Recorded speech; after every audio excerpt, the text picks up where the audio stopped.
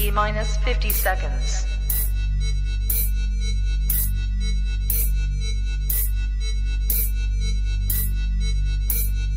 T minus 40 seconds.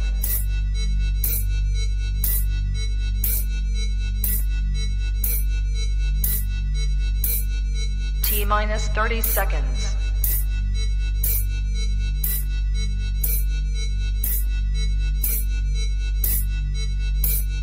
T minus 20 seconds.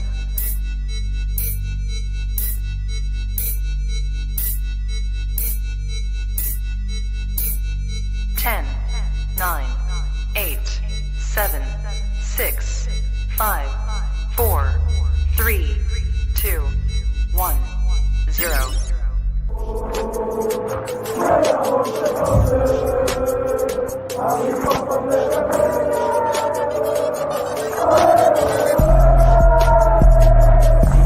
Shout out to Kopish. Shout out to Kopish, guys. Keep all the good work the up. two legends, Emil Heskey, Howard Gill. Can't get much better than that guy. Yeah. You know what to do now. Like, comment, subscribe. I'm with legends, guys. Kopish.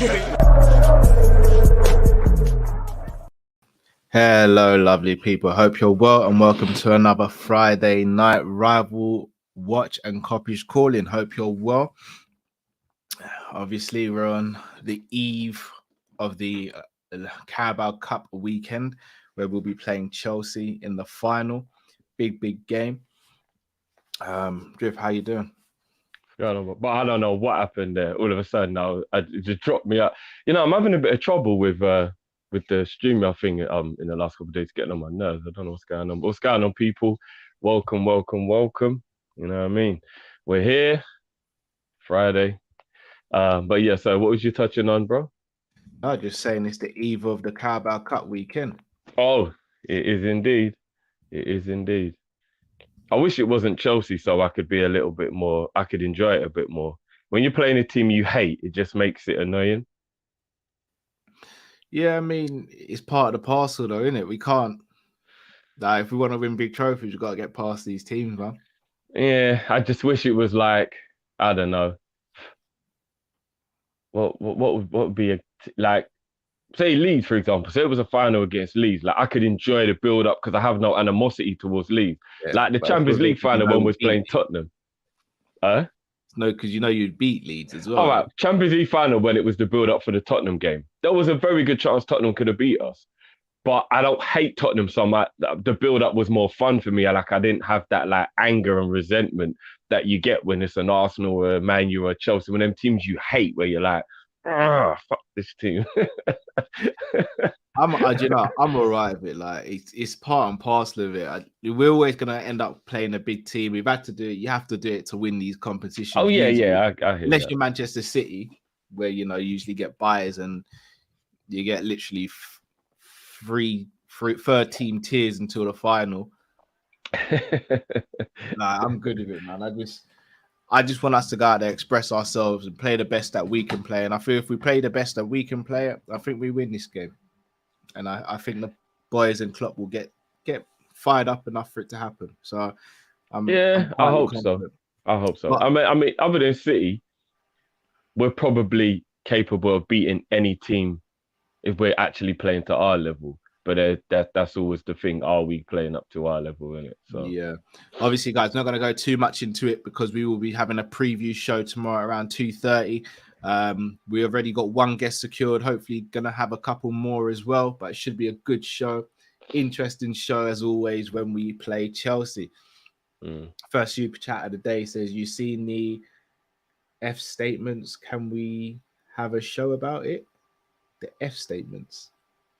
Financial statement, maybe? Must be the financial statements.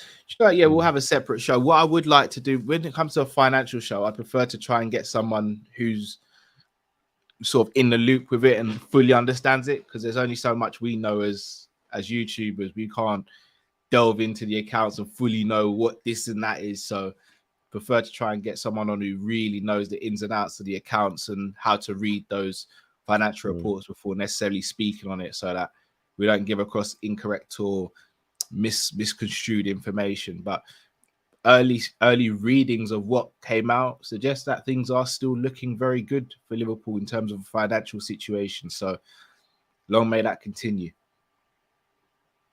Yeah, I agree with that. LFC Aaron says you'll never walk alone, Ukraine. Indeed, man. We all know what's going on. We're not going to really speak on it, but fully agree with that super chat. Pimp in Distress said, evening, guys. Did you hear about a hidden stat in LFC May 21 accounts? All renewed player deals were showing, meaning they were done before the end of May 2021, but announced to fans in August. So maybe Salah is done, but not announced yet. Very interesting. Can look at that in two ways, I suppose. Thanks for letting me know that, Pimp. I'm not too sure how I take that, but can look at that in two ways, to be honest. Very interesting information. Very interesting. But as always, guys, what is this show sponsored by? That's right, our good friends over at FansBet. So, guys, make sure you click the link in the description. If you bet £10, you get £30 free, plus 10 free spins on registration, guys. It is a fantastic deal from our friends over at FansBet. Please do click the link in the description. They've got fantastic odds for the weekend as well, as you will see tomorrow when we release those on social media, and you'll see them on our preview show tomorrow as well. If you do have any queries or questions regarding gambling or betting, please do visit begambleaware.org for more information. It is for new customers, this deal, so you must be over 18 as well. So check out our sponsors, FansBet. You will not be disappointed. We love them, and if you love us, you should love them too. So go and check them out, people. Right. So gonna do things slightly different tonight. We are gonna start a call-in show maybe in the next couple of minutes, maybe 5 minutes. As always, guys, you'll get 2 minutes to say what you want. When you come on, the 2 minutes will start. And then if you ask us a question, me, Matt, and Drift will have a minute each to answer those questions. If you go over your 2 minutes, we're going to have to let you go. If we go over our minute, then we get the little honk sound. But we are going to try and keep it moving as much as possible to get as many callers on as possible as well. Plus, you don't want to get hit with that. We're not even going to tell you like what we're going to hit you with until we hit you with it. We might even hit you with a couple of different ones. You know what I mean? There might be. Yeah. And when we come back from the hit, you will have disappeared. So you don't want to be part of the banter club tonight, people. So stay within the 2 minutes. Sadiq says, well, go on, fellas. Unfortunately, going to miss the game as I'm going to be watching Lion King with the missus. Swear this is karma for Valentine's. Yeah, Sadiq, she definitely watched the episode. She 100% watched the episode. Yeah, no, big up those. You know what? If it is the motion picture one, it's actually really good anyway. Like if you haven't seen it, so I'm guessing it's the theater. Oh, that's even better then. That's even better. That's even better. Apparently, that is like people love that. Apparently, no, it is. Me and the missus went and saw Lion King at the theater. This is going back. It's going back a while. This is before Stevie was born, I reckon. Actually, so it's going back a little while. But you must have been in the doghouse because them tickets are hard to get still. No. I can't remember why I got them. I don't even know if I got them for her or if we just got them. But okay. Yeah, it was decent. It was decent. Not gonna lie, it was decent. Would I miss a cup final for it? I don't know, but certain things have to run in it, Sadiq. So what's the saying? Happy wife, happy life, happy husband, happy. I'm sure we'll get the saying one day. She wanted to go from a while ago, so fair enough. Fair dues. Yeah, we've got to squash that narrative as well of happy wife, happy life, because men who are miserable cause problems as well. So why don't we all just be happy, eh? Well, you turned the show into one of them shows, yeah. Yeah, no sir. Look, not me. Men have feelings as well, innit? But we move. Very, very true. I'm just not going to speak about that on air still. I'll be real with you. I know, brother Joel, and a couple of others have said we should do, relationship talks and all that. That might have to be a members thing, and they may have to ease it into the channel. Yeah. My as you lot already know, my advice will probably get you on the sofa. So, well, relationship advice is tough, man. It's not one size fits all. What's going on, Matt? What's going on? We're here. Indeed. All right. And into the league. So, people, I'm gonna put the link in the chat for you guys to call in. I'm not gonna lie, the buzzer is loud as well. You don't want to hear it. Hey, trust. It must be like the stop clock in NBA. Like that loud shot clock, innit? Basically with the whole arena in here. So, but just on NBA really quickly before people start to come into the chat. Matt, I think I caught snippets because Robbie was on a bit of a mad one last night. We couldn't get him down to sleep. All-Star game. No, if it was last night, Brooklyn and someone else. You saw Brooklyn versus probably the Celtics. I think they played last night. I didn't watch the game, but brother, I just looked at some of these basketball players. They're not humans, bro. I refuse to believe they're humans. It's mad, isn't it? Because what it is like the average height is like 6'4". But that's ridiculous, bro. What are we doing there, bro? That's the average height, bro. Like, put it like this: if you're like, imagine this, yeah. Kyrie Irving's like 6'1", 6'2", he's considered short. Chris Paul's like 6 foot, 6'1", he's considered short. Like when you're 6 foot, bro, you're considered short, you know. Raw, there are basketball players who are actually height, yeah. Yeah, bro. There's been basketball players that are how tall was? But what can you do? Nah, bro. If you're that little, what you can't block, you can't. What can you do? You can't dunk. There's aliens out there. There's people that have been under 6 foot that can dunk, fam. I refuse to believe that. I refuse. No, to be fair, you lot have seen my brother. My brother used to be able to dunk when he was younger. I'll swear down. When he was younger? Yeah. What, you mean like a teenager? Teenager up to the early 20s. Hold on, but he's my height. I've tried to dunk No, my brother's shorter than you. My brother's on a regulation net, which is 10 foot, right? I have tried to dunk, and I'm telling you, it is not possible to be 6 foot and dunk in a 10-foot regulation. How on earth am I supposed to jump that high? Oh, this was at the park. I don't know if it was. I didn't know there were different heights. Yeah, regulation height is 10 foot, Cal. I'm saying there's no way a normal human being like us can dunk on a 10-foot net. I doubt it then, yeah. No, Matt, you need to prove that to me. That's one time I'm just not going to believe you till I see it. At the park? No, on a 10-foot regulation. No, I can't dunk that. Are you crazy? Oh, I thought you were saying you can dunk on a 10-foot regulation. Even in my prime, even if I roll back, said he's 6'3" and has problems with it. It's not about. Obviously, it's about the height. It's about your hops, though. Some people, but there's some people that have got hops here, where you're like, how on earth can man jump that high? I've seen people like say like 5'9", 5'10", that can probably like dunk in a maybe touch it. Like I can maybe touch it, but you've got to go above over it to put the ball in it. Like that is difficult, man. I'm telling you. So I don't even think I could touch the net underneath the hoop, let alone.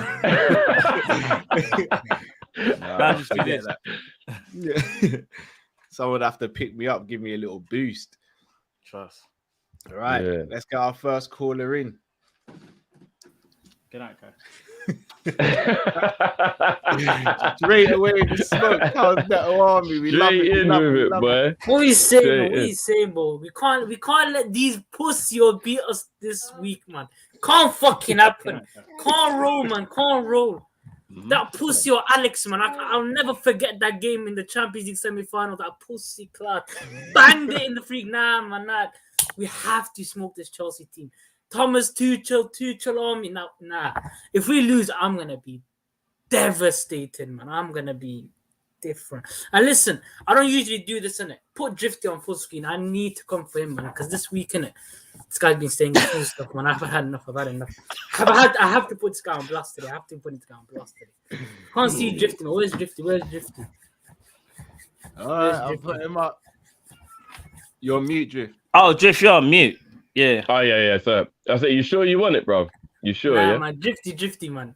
You saw what I messaged you yesterday on Twitter, man. Today, Drifty, I have to complete today, man. What's going on, man? Come on.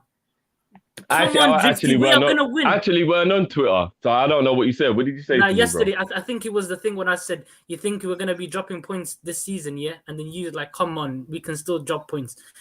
For me, I need to of ask course Drifty, we can, bro. Of course we can. Come on, man. Come We're on, not gonna Drifty, act like we're impeccable. Come Okay, on. Drifty, can I ask you this question? Why are you so willing to give Man City points that they haven't earned, but you're not gonna do the same for Liverpool? Oh no, that's not what I'm doing. But I've looked through the fixtures. I've looked through the fixtures, and we've got harder games than they have, bro. Now, I'm just keeping it a buck. Based on what? Based on the opposition, we've got harder games than they have. Arsenal, we always beat.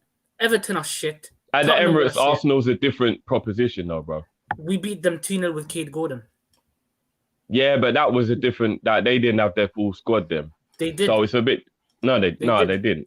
Come on. They didn't. But look, Thomas Partey on the bench, and Granit Xhaka is a liability. Who else on that pitch did they not have? look, we should beat Arsenal, but it's not a walk in the park. It is. No, we should beat Arsenal. It's not at the Emirates. It's not a walk in the park. Oh, We've still got to play Tottenham. We still got to play Tottenham. We still got to play Man United. We still got to play Everton. We have to be cautious.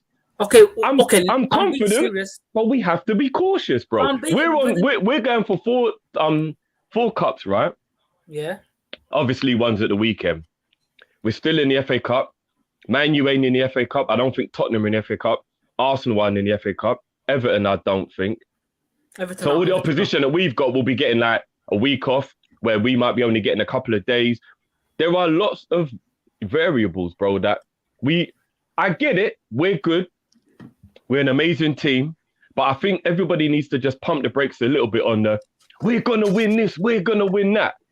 Like, we just need to be a little bit calmer than that. But Drifty, man, come on. I like the confidence. 12 years ago, we had Roy Hodgson. Now we have Jurgen Klopp. We have the best team, one of the best teams in the world. If you're not willing to be, come on, man.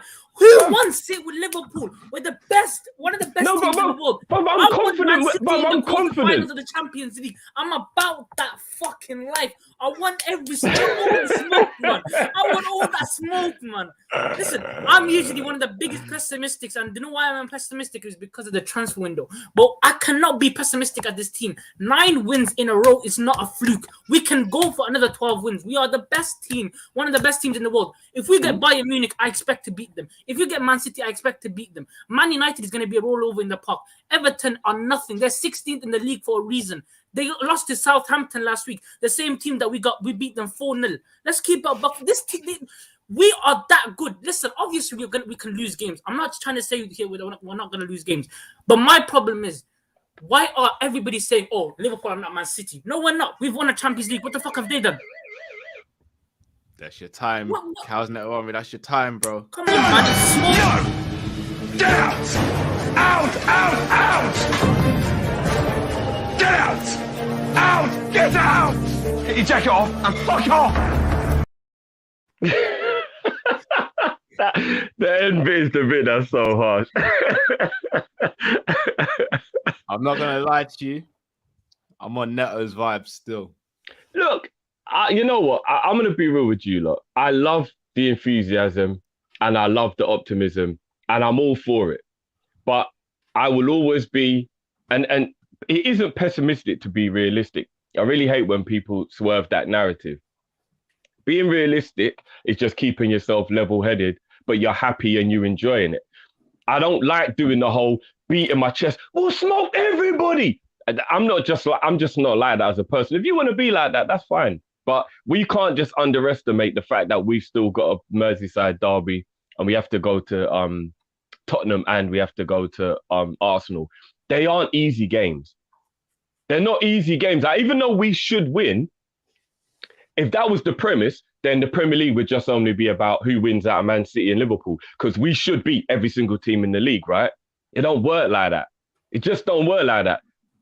So, you know what I mean? But I do love the fact that everybody is confident. I love it. We got a great team and I get it. But I'm just never going to be the person to beat my chest going, we're going to fucking beat everybody.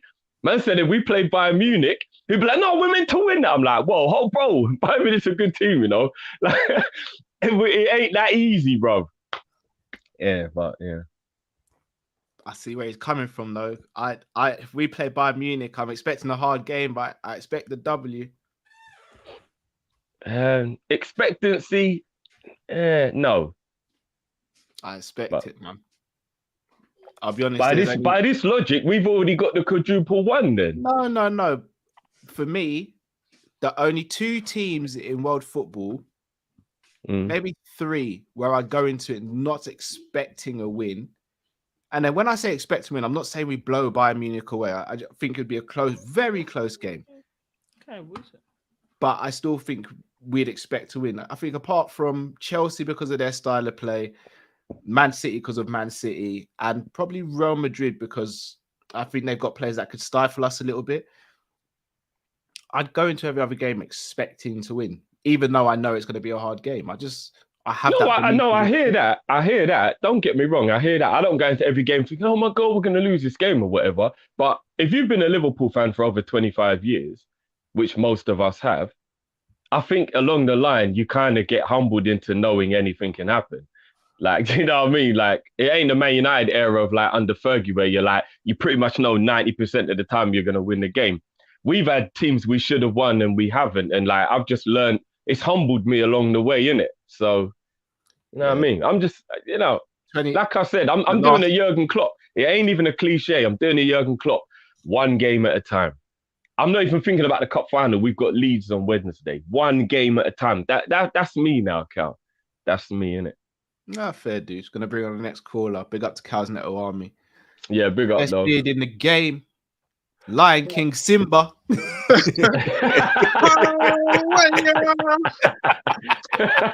Karma, man. Karma. I knew you'd like that. But yeah, I was just telling my mates in the group, like, they were just like, what? I was like, yeah, man. Screw him. But here's what it is. And the worst thing is, I've got to make sure and try not to look at my watch or my phone, because I've got one of those. I was going to say. My new smart, my little Samsung 4. Jeez. Okay. That's shining like Batman right there, bro. I'm supposed to get the S22 today, right? Oh, you're timing me. Oh, just quickly anyway. I'm supposed to get S22 today. I asked for it to get delivered to my work, but they went to put it in my home address. So I text back on the 9th of February. I said, nah, can you get it sent to my work address here? I'll be at work. So no problem. When DPD said, oh, your package is going to be here between this time and this time. Oh no, actually, got another email saying, oh, we've had to hold it at the Croydon depot. I'm thinking, well, okay, can I go and get it? No. We're gonna send it to you on Monday at my work address, because they've decided to send an email saying, no, don't send it to that address, send it to this address. So I should be looking at you on a brand new S22 phone, but I have to wait till Monday. So anyway, the question was, thanks to Cal. Yeah, so obviously I'm sure all you men are in relationships. So what is the point of call? Like, you know, what thing is it, like football first or the missus first? Like, what is it supposed to be? I didn't know. You go. I had to put out there, because obviously we're all in love and relationships, and as Kyle said, happy wife, happy life. But yeah, and also I'm sort of with drift. Like I told you guys when I first came on there, you know, I see a bit of me in each one of you. Do you know what I mean? Oh, well, I've got Matt on here because Matt wasn't here last time. Do you watch Black Clover, Matt? What's it called? Say that again. Black Clover anime. No. Watch it. That's all I'm gonna say. That's all I'm gonna say. If you like Naruto or you like Bleach, watch Black Clover and we'll chat. I'm writing that down. But yeah, what's the line? Like my missus let me watch the game on the way back from my little date the other night. So I'm watching the game on the phone. Do you know what I mean? She's there watching her TikTok, so she's cool with me watching football. But you know, where's the line? Bro, you know what? I'm trying to think. Where do you kind of draw? Like, basically, for me, it's just, where would you draw that kind of line? It's life. This is life. I know, but the leather sofa is not comfortable, bro. I really want to be sleeping on it tonight. And it's only Friday. It's the start of the weekend. We're all here. I've always been real with you guys. You guys have always been real with your content. I'm just saying, like, we've got to make sacrifices. That's life, isn't it? We've got to make sacrifices. It's true. Don't forget, I'm like 10 years plus on you guys. So, like, do you know what I mean? You know, I've watched enough games. Do you know what I mean? It's only a game at the end of the day. I know it's gonna hurt and bum me, but you know what I mean? I've got to live with this woman, like, you know. Well, you know what? We got a minute to chop it up, bro. So I'll see if I can think within a minute. If I can't, then it's all good. It's all good, man. No, I know you, though, bro. Really. Love you. Yeah? All right, take care. Love. To be honest with you, as Sadiq just said, though, if you got a missus who does care about you and understands where you're coming from and stuff, as he said, like he does watch stuff and she does her own thing. That's how it should be. That's how it should be. Like, and obviously, I'm not going to tell anyone how to run their life, but if you have a woman who has a problem with you watching the things that you enjoy, all jokes aside, that is a problem. I don't really care what the scenario is. You should always be allowed to enjoy what you enjoy. If you do it over the top, like if you watch football for 8 hours a day and it's a 5th day in a row, then you're taking liberties, innit? But you know what I mean? But what I do, little thing what I do is I wait until the missus goes to sleep and then I catch up on all my football and UFC while she's asleep, and then no harm, no foul, innit? In terms of the cup final, I can't lie to you though. I can't lie to you. I'm not missing the cup final. We got to reschedule the trip to Lion King. But these are the things that Sadiq's talking about. So imagine obviously. And you lot know I'm not even gassing. Like, I'm not in a bad man way. We've got to reschedule these tickets, and I'll make it up to you. I'll take you somewhere special afterwards, or like Sexy Fish or something like that, innit? Put it like this, yeah. If you're gonna get involved with someone in the first place, they're gonna get to know what you like and what you don't like. So your partner from get-go is kind of gonna know, like she's gonna know like what things that you love, innit? What things excite you, so to speak. And that's football for us, innit? So that's it. That hit the deep hard, you know. Yeah, that hit me hard. But this shit, it's having an understanding. If you don't have the understanding from the get-go, then it ain't gonna work, innit? Because you'll come to a point where it's like, raw, like, I thought you weren't going to do that, or I thought you weren't going to watch these games. I thought you weren't really into. If she knows from get-go, you're going to cross wires. That's natural, like with anything in it. But there's certain things, I think, in my opinion, that it's always going to happen. Like, okay, there's a game playing, and then she might say to you, oh, I thought we was doing X, Y, and Z. And you're like, boy, the game's on, you know, like we might have to reschedule. There's been many a times when I know I've done that. I reckon Cal's done that. I reckon Drew's done that. I reckon we've all done it. But I reckon there's been some other times where you kind of you just got to find the balance, bro. That's the honest truth. And it can work out in your favor.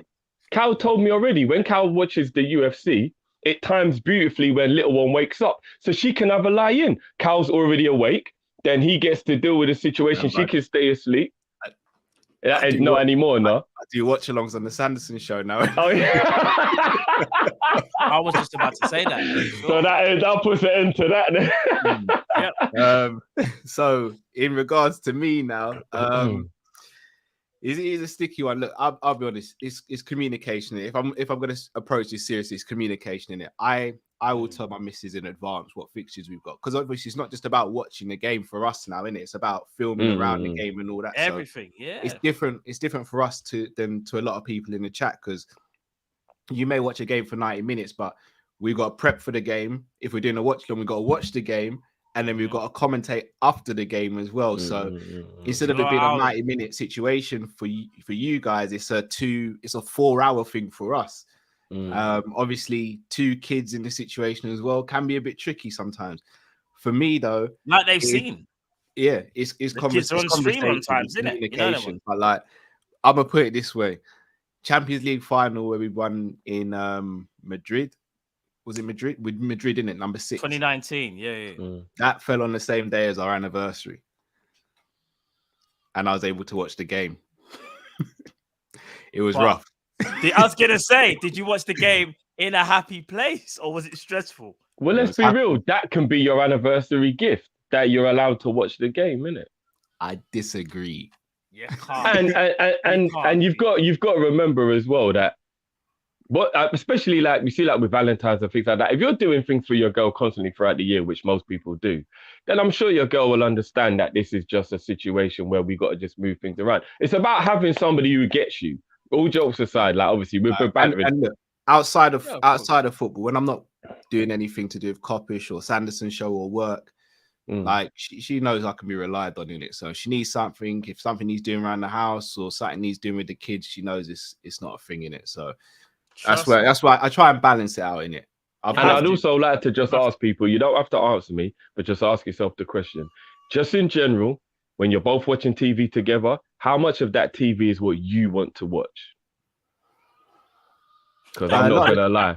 In my scenario, I do find myself not really, like I said, I wait until sleep time and then I just indulge in all the other stuff. But that's your personal stuff. But you see, like, no, but there must be some things like where we must watch stuff together, innit? Yeah, because like we watch films and like Netflix and then things there. Yeah. I know you're saying it might not be your immediate first choice, if that makes sense. Which happens, that's natural. But I'm not gonna lie, fam. Sometimes the missus will pick something and I'll be like, what is this? And I end up being more indulged in shit. I'm like, right, this is actually kind of good still. But that's because it's just over the years, isn't it? You just kind of just know what each one like, innit? So yeah, communicate. That's all I would say. If any relationship advice, communication. And I'm not gonna lie, I'm actually kind of proud because obviously my missus wasn't really into football at all. Like she wasn't really into it. But now I'm not gonna front. Like she knows quite a bit. Like the other, what did I have on the TV? Basically, I was watching something, and out of nowhere, she was like, "Oh, for a minute, I thought that was Raheem Sterling." I was like, "What? What are you talking about, Sterling?" But she's clued up. She knows who Neymar is, Messi. She knows most of the Liverpool players. She knows who does what, when we won, when we lose. She's actually kind of clued up. That's taking an invested interest in what you like. That's where she messes up with me. You might want to mute this part out. Because I'm gonna be real with you, lot. I reckon she ran game on me to get with me at the beginning still.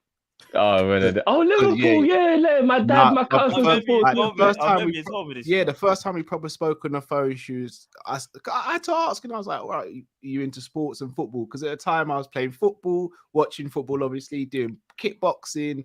I was doing jiu-jitsu, I was doing bare stuff. So I was like, "Are you into this stuff?" Yeah. I don't support a team, but if I did, it'd probably be Liverpool. Now I know she knew I supported Liverpool because we got I know she did. But obviously, I hear Liverpool, I'm thinking, bro, like finally, thanks, big man. Like, and because now the kid, but like especially like Robbie's too young to fully get it, but Stevie, I kid you not, Stevie wakes up in the mornings. After he has his shower, he's got to put on a Liverpool kit, or else he's like he throws off, like goes off, like especially if I'm not in the house, because he'll come to me and ask. Whereas if I'm not in the house, he'll kick off with her and she'll have to tell him off and all this. So I think because he loves it so much and I love it so much, it's made her go the other way. She hates it. Yeah. She hates and I think there's hatred for me as well. Yeah. There is. There's an underlying resentment, bro. There is. You know what? She's locked in it. What are you gonna do? Get a divorce? I'll take it. Bro, can you imagine in divorce court if they were like, so the reasons are, she's like, he's just obsessed with football and it's bloody Liverpool. And imagine if the judge was a Liverpool fan, he went, Liverpool? What is it? All I'd say to the judge is, I want my half. You divorce me, I want half. Of everything. I want my half, you know. All right, let's get the next caller in. Zabiri with the locks. Boom. Yo. What's going on, bro? You know. Yo, bless up, Matt. You saying, man? Drip. What's going on? Coming for you, man. But you on point. I gotta leave you alone. See certain men in the chat lifting it up. Well, I'm gonna let them be today. They know themselves. What you saying, Cal? Dark Cal or what? What you saying? Dark Cal. Nah, I've got no reasons to be Dark Cal at the moment, bro. Yo, Matt. Close your eyes, bro. I gotta show these men something, but I can't get you involved. I don't want to do this to you today. Okay. Them one your eyes is closed, Matt. Nah, bro, you can't do that. Bro, how you gonna do that? Yo. What you making? Yo, so my girl, I told you she's Guyanese, so she's showing me some curry shrimp, but I see her doing some crazy stuff, so I'm like, nah, man, let me show you how you get down. You say she's Guyanese? Yeah. bro. This is why I love Zabiri, you know. Nah, Bro, but you know my nan she's is not one of Guyanese. them Guyanese, bro. She's one of them Guyanese that love Jamaicans. Like, I can't speak to her like this. I gotta speak raw patois. Like, she's Swear all,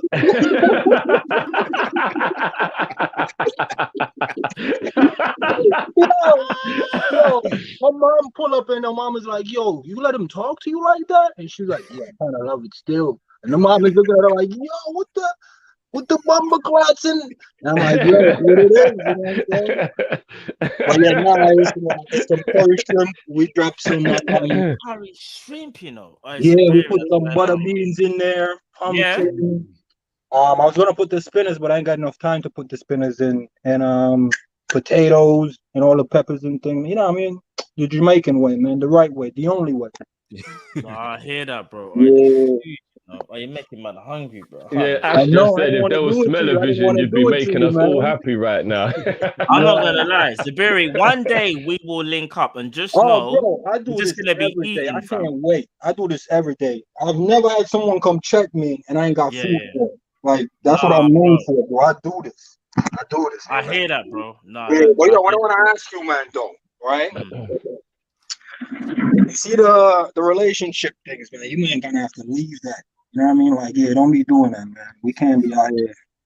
I'm more drifty, you know what I'm saying? I can't do the politically correct answer. Sometimes you gotta be a man, man, and the happy wife thing. Your brothers get no love out here, man. Just saying. I see men done it all. You know what I mean? I see men done it all and then end up with nothing. And I think it was Rick Ross or Drake was like, yo, bitch, you wasn't with me shooting in the gym. They never in the gym. They never in the gym. They never in the gym. So I don't really get it. But I want to talk about equality, man. And I don't know how you guys want to chop it up. Y'all can do it on a football level, Liverpool level, or what. But equality, a lot of people always talk about, oh, we should be equal, equal rights, equal this. And it's like, yo, from a gender to gender thing, like, not all men are equal. So how the hell can a woman and a man be equal? Like, all men aren't equal. And the same goes for like clubs and owners. Like, we have to watch what we're asking for. Cause we got something good in FSG, but we want more. Fix up. That's all I'm saying. I'll leave it there. Sorry, I'll leave it there. Yeah, nah, man. Everybody on these oil owners and Roman Abramovich with the Russian thing. Like, bro, we don't need all that. We got the nice, good American owners. All the books is clean. The taxes is legit. There's a little kickbacks. Contracts being done early. Not telling y'all because y'all too fickle. Y'all too fickle. And I'm telling y'all too fickle. Fix up, man. When FSG is gone, y'all gonna be like, man, FSG was the greatest owner of all time. And then y'all man going to sit there like, damn, and who was making them off every week? I'm telling y'all, fix up. Fix up. Shout out to Lynn. I see you. Got shots for you, but I ain't firing them until Arsenal lose. I can't hit you when you want to hide. It's all good. We move. Hey, you man, bless up, man. I gotta big up, man. Big up, man. Oh, bro, love, bro. Have a blessed weekend, bro. And let's do this thing on Sunday as well, bro. Come, let's do this thing on Sunday, bro. Let's do this thing. Sunday, let's beat Chelsea, man. Come on, man. Oh yeah, that's easy work. That's easy work. Kate Gordon with the cushion. Remember, Origi got that cushion winner. I think Kate Gordon should get a bus, man. Like the 87 minutes. You know what I mean? 2-1 down. The pressure is still on, but we need that cushion. Kate Gordon with the finisher. You know what I'm saying? Interesting.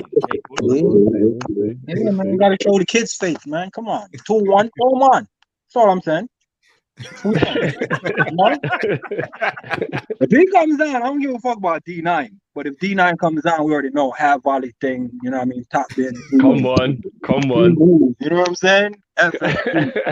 Jay jumps with the cigar. You know what I'm saying? We move. Wembley smelling tobacco-ish. You know what I'm saying? We move.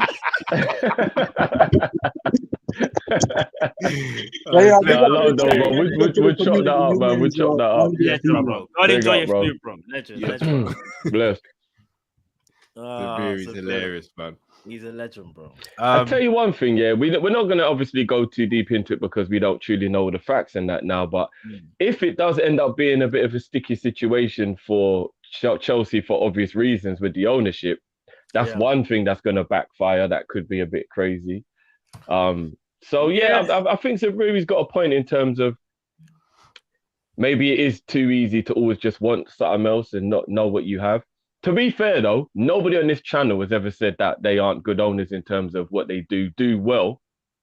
We just have an issue with the things that they try and pull fast ones on us because it shows they don't have the love. That's always been what my issue's been with the ownership. They don't show the love. I don't think they do things terribly in the business sense.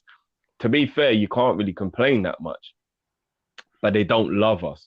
And that's where my issue's always been. If you love something, you will do more for it.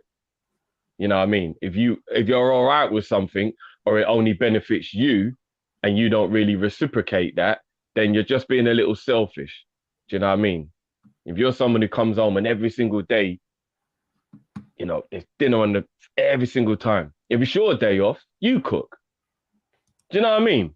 Don't it's got to be both ways. It's your day off today, you make dinner. Let her come home and you've cooked the meal today because you come home to a cooked meal all the other days. You know what I mean? And if you on that day off and you don't, and then she comes home from work and you're still like, so when's dinner? You're bad mind because you've been at home all day. And I feel like FSG treat Liverpool like that. Like it's your day off. Cook for us today, innit? So that's where I stand with the ownership. For me, with the owners, firstly, I reckon Roman will be fine. Like, I think Roman will be fine. It'll be interesting. In regards to owners, again, for me, it's even the love thing doesn't even really bother me. It's the be proactive, not reactive. That's all it is. I don't like the PR spins. So you see the contracts being done in May, but you're releasing them weekly in August and July.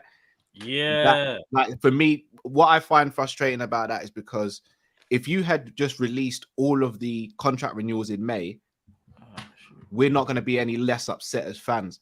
But it actually worked in reverse because you're doing them in releasing the information when you released it. It was actually seen as a negative by a lot of fans when it should have been something that was celebrated because of the expectation. So again, I just think it's a bit of an alignment issue between a lot of fans and the owners, but they're not bad owners. They're just, for me, I'd prefer them to be less risk averse. Yeah, you know what? You're bang on with that, Cal. They actually took away the shine of the player who was getting the contract by making us angry before you made us happy. We're not, because we're never going to be as happy. Yeah, bang on, Cal. That is a great way to look at it. Once again, it dispels the myth that a lot of people need big money signings to be shut up. How much did Diaz cost? 37 mil?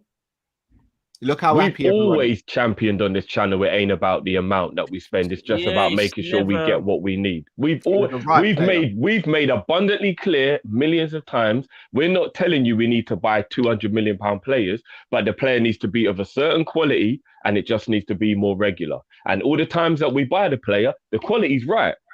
You just starve us of it. It's never, you know what I mean, in regularity. That's what the problem is. I think though there's been points though when things haven't gone right. I think there's been a few people that have probably said, "Oh, I'm sick and tired of like either not doing anything or buying that project type player. We want the finished article." And I think that's probably because we've been starved at certain points where sometimes you just want to get that finished article. Like a Thiago, for example. Thiago's the finished article. Do you know what I mean? No one's ever gonna, Sorry to cut you, bro.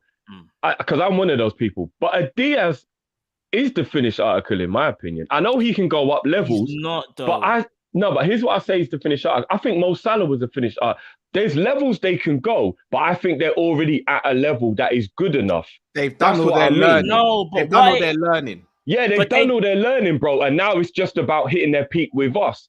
If we bought Curtis Jones, that is when you're buying somebody who's not ready yet. If you buy Salah or a Diaz, they're ready, bro. They've got levels they can go to, but they're ready, bro. I would say when we bought Salah, Mane, I'm trying to think, even Diaz, I wouldn't say they were the finished articles. They weren't. They raised their levels to become the finished articles, especially Salah, Mane. They are now the finished articles of what you've seen of obviously Klopp's tutelage and what he's done for them. And I think Diaz is in that same boat where they kind of arrived and they've got the potential to become the finished article. Like I've always thought this year, like you see Thiago. See, for me, Thiago was already the finished article. Thiago was very different to Salah and Mane because of where he was at in his playing career. Like there's nothing more he could have done other than replicate what he done at Bayern for Liverpool. Whereas Salah and Mane had more to go, and we saw it, and they actually excelled. And Salah is still excelling.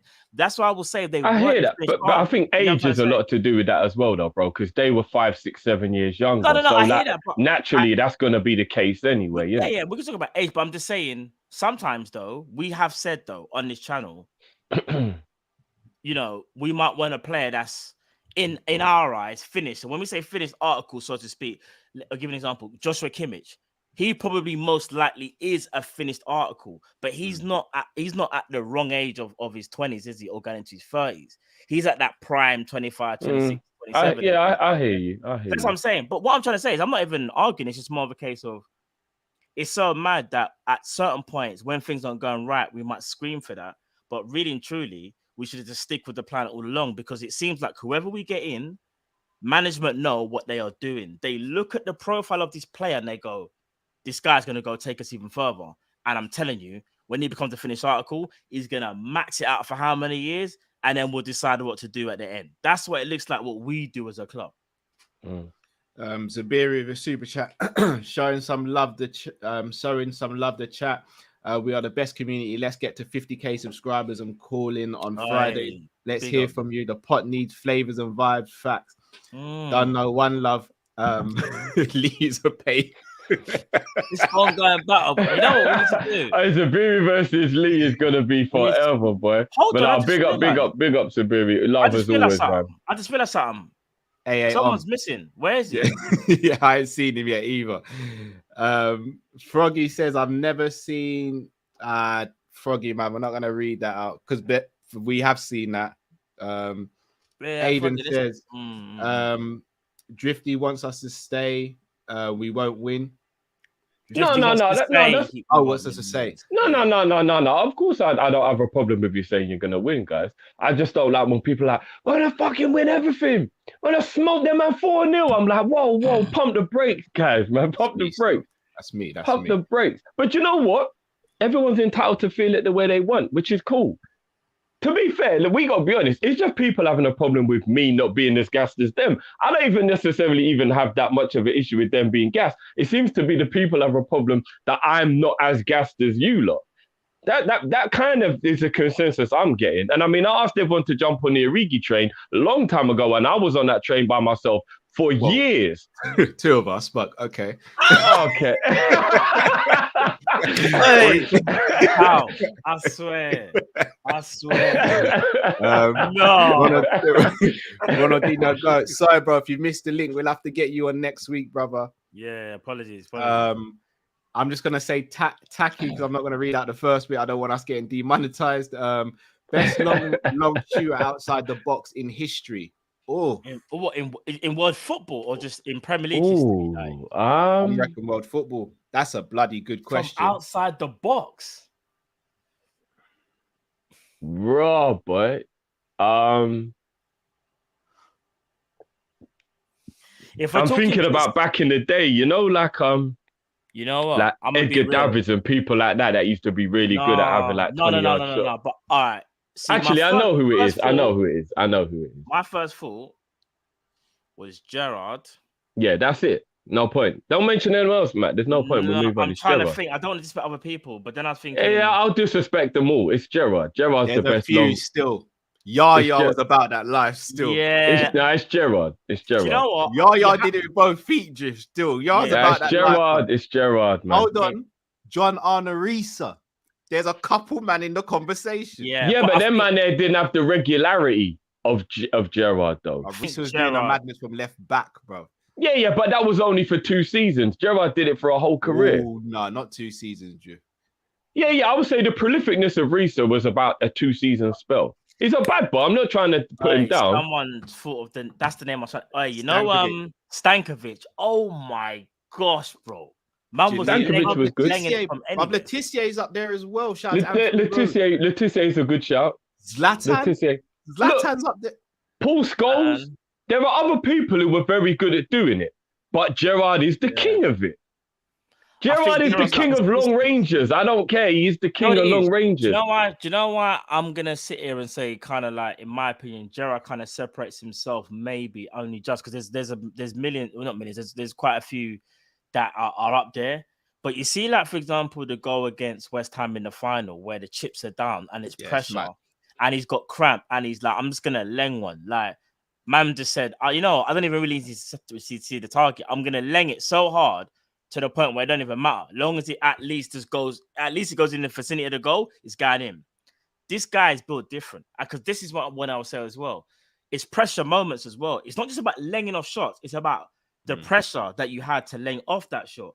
Bro, Gerrard's done it in so many clutch, like even Olympiacos, like, bro, let's think about it. I know that got played how many times, but when you actually deep it, the ball's coming across him. Pressurized situation again, and man just puts it away on a half volley into the corner. There's not many people in world football that could actually do that under that pressure. You're gonna bring it up. I knew it. I knew you were gonna do it, Drift. I saw the smirk and I knew it was gonna happen. You lot really want to do this? You want to do this, yeah? I'm joking. No, Coutinho's up there. No, Coutinho's up there. Messi, like, guys, we're sleeping on Messi as well. Yeah. No, but bruv. Yeah, there's a lot of them. But for me, I will go for Gerrard based on the actual difficulty of the execution, as Matt said. I think the timing of some of Gerrard's goals and the audacity to actually do it. Like, for example, big up Robbie as always. When I was on the Don Robbie channel yesterday. If you look at Aguero's goal against QPR that won the league, do you know the best part of that whole goal? The first touch to take away from the defender. The balls to take the first touch. Because at that stage of a game, under that much pressure, with that much on the line, everybody of any kind of normality shoot first time, because all you're doing is just thinking the clock is against me. To have the actual ability, not just physically, but emotionally and mentally, to actually slow everything down, take an extra touch to make the chance better for you, is levels I think we don't even really comprehend. I think we don't actually truly deep just how difficult it is to compose yourself in that scenario. Now, seriously, like, that's like somebody shooting at you and you having the composure to just calm yourself down and have a look at your surroundings. Most people would just be like, "Dog, rare." Do you know what I mean? So gotta rate that. You gotta rate the mental. And Gerrard had their moments. Gerrard had the moments where he thought about it. That Middlesbrough goal, I need to see anybody else who's scoring that Middlesbrough goal. I'm just saying. Clay says Demon Slayer, AOT, Tokyo Revengers, recommend. Talk about anime again. Okay, anime, cool. Safe for that. Just Lab says at Clay, those shows are sick. I'd add Jujutsu Kaisen. Okay. So thanks. What is that? Is that another anime? Yeah. I saw Cal doing that. I saw Cal go, what? In his head. You know, you're like, I don't even read this. Matt saved me there still. That could have been sticky for me. Matthew says, we win all 4 trophies, but you can't see a single game. Oh, nah. What? No. Saying, No, I'm not gonna lie. I'm gonna be. This is one of the only times in life I'm gonna be selfish. If I don't actually get to be a part of it, then I don't want it to happen. You win 4 trophies, but you can't watch any of the games. Yeah. So Matt, basically, imagine I already know. It doesn't matter. This was your sacrifice, Matt. Yeah. I already know. So your wish is that me and Cal get to go through the quadruple in every moment of the glory, but you can't see any of it. While I'm sitting at home buried in water. And then you're gonna tell me about it. You're gonna say, it was amazing. Like, you should have been there. Nah, forget that, bro. You're not allowed to watch it on telly. You're not allowed to listen on the radio. You're not allowed to do anything, bro. I don't care if people want to say I'm selfish. You man, read M's A comment. Read M's A comment.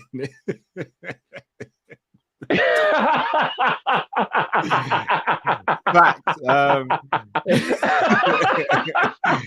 That is exactly what it is. That is exactly what it is. All you can do is hold hands. Yeah, MA, yeah, just spooning. That's it. Hold hands and read book. No, Hold hands and read book.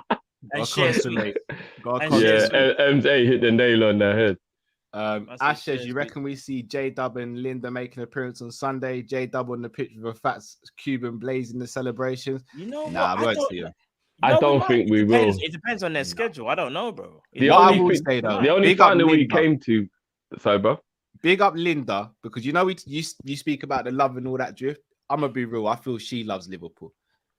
She definitely has a better affiliation with the fan base. Yeah, I definitely agree with that. And I'll be honest, it really annoys me when I see fans who go in her comments when she tweets and say bad stuff to her, because she, one, ain't running the club, and two, she's always backed us. Like fans need to yeah.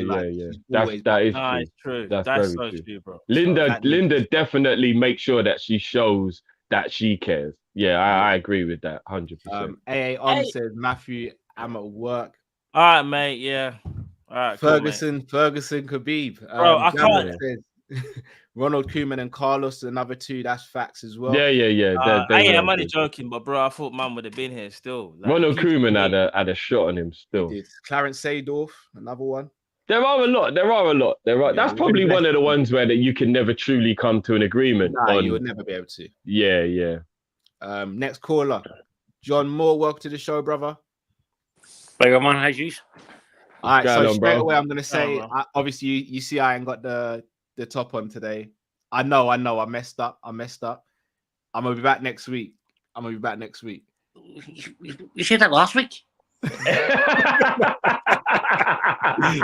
You're right. You're becoming one of them, Cal. No, you're right. I did say that. You're right. Said it last week, you know. You told me last 2 weeks. You've got me. No, you're right. I can't even front. You're right. I'll give it to you this week. I love Saturday. Thank you. Let me off. I'm feeling the top again today. I haven't even got this one in my collection either. So once again, big up. Respect, I do like that top. That top's nice. Serious stuff. We got past this week, brother. You were talking about levels, about partners and whatnot. There is no level. I'm sorry, there isn't. Liverpool come first. Them my kids. Them my missus. You know what? I rate that. Because you gotta keep it real, innit? You gotta keep it real. I told from day one, Liverpool were here long before she fucking was.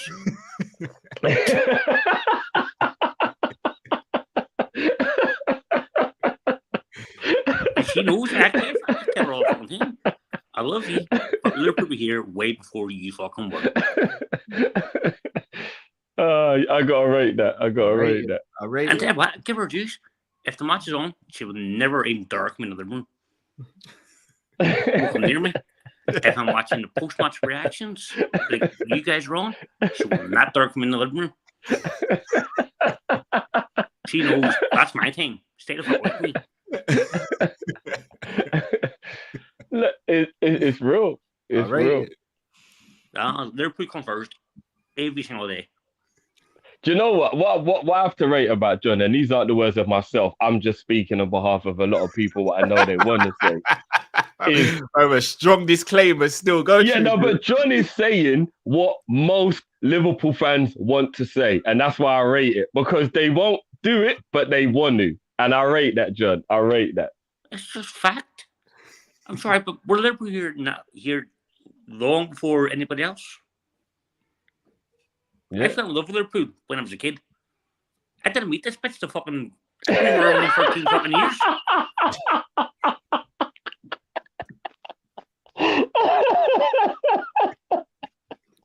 I'm sorry. No. You can't compare my love for Liverpool to fucking to that. Ain't happening. Man, hell is serious. Man's being dead serious. I said if there's a cup final, he needs to run out and get the Vicks. I'm telling you, fact. She was a cup final, and my missus was in fucking hospital. I didn't give a shit. I watched the cup final. She can wait till the next day. Oh man. Oh my god. Liverpool come first all day long. I don't give a shit. John basically said, "Man, I'll get the Formula when the game's finished." Are you mad? The game ain't done yet, you know. Don't get me wrong, mate.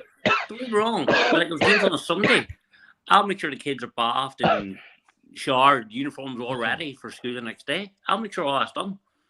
But I'm sorry, once game time, something game time. Stay the fuck away from me. Oh man. I rate it. It's just facts.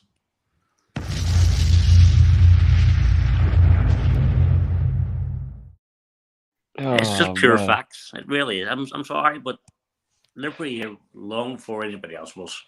It's just fact.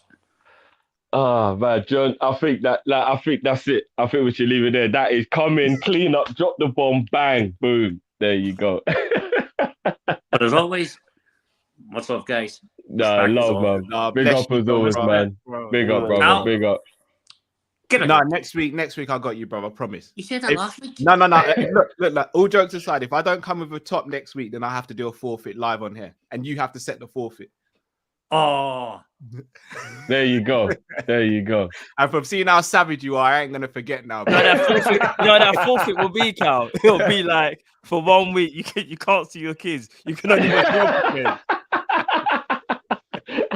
You can't watch another game for a week or something. Yeah, that would be hilarious. If you don't do it, you need to back it.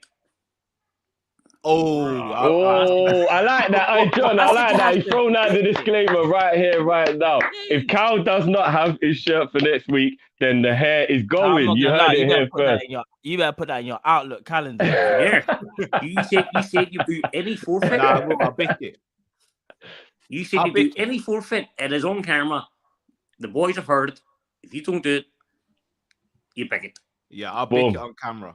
There you go. I love it, John. I love it. I'm looking for it. Big up, John, man. Bro. Big up. Please forget to wear a tap. I can't now. Please let the kids pull your taps in a muddy puddle. Just you can't work them. No, I can't pick it. No, big up. Love, bro. Big up, bro. Big up. Nice one. All right, Cal, what are you saying? There's a possibility you might turn into Ibu next week, yeah?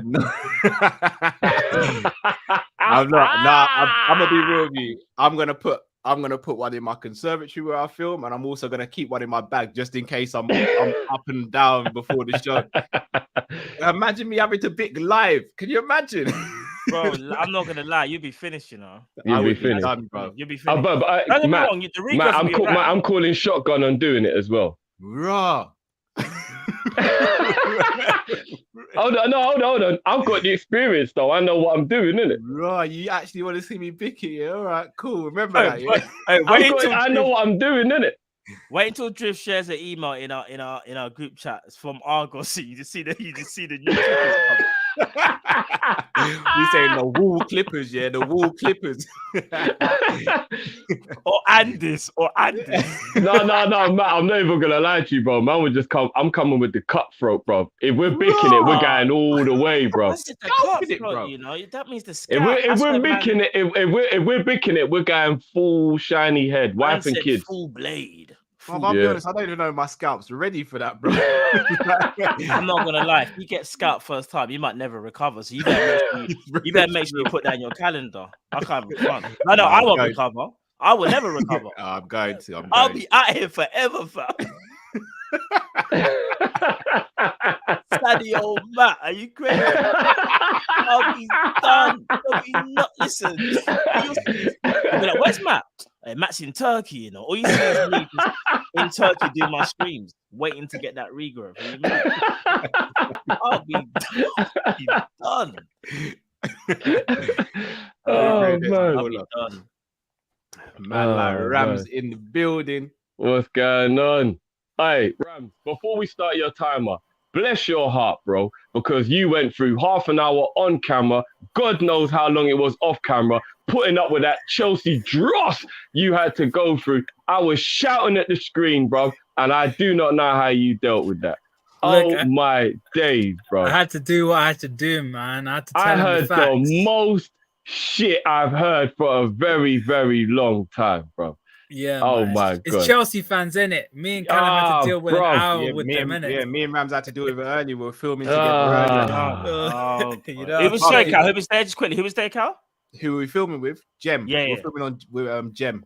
Oh no, I'm talking about when Rams had to deal with Monsters, absolute garbage of a discussion about Klopp versus Tuchel and all that other. Do you know what, Rams? Before you say what you're gonna say, do you know what today showed me?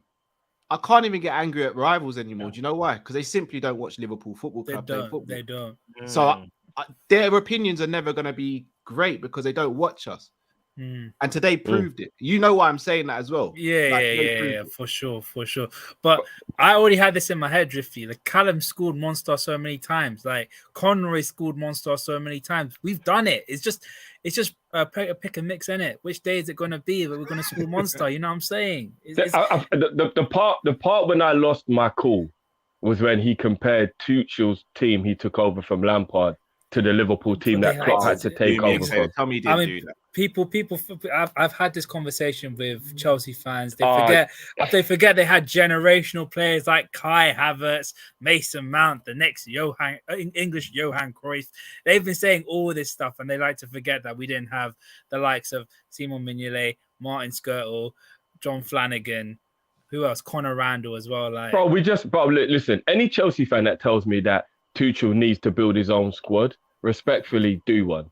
Yeah. The man walked into an £800 million squad. What do you mean he needs to build his own squad? What Chelsea manager ever gets to build his own squad? That's not your model. You don't have that kind of history. You're a here and now glory hunting scenario type of club. Just deal with it. Own it.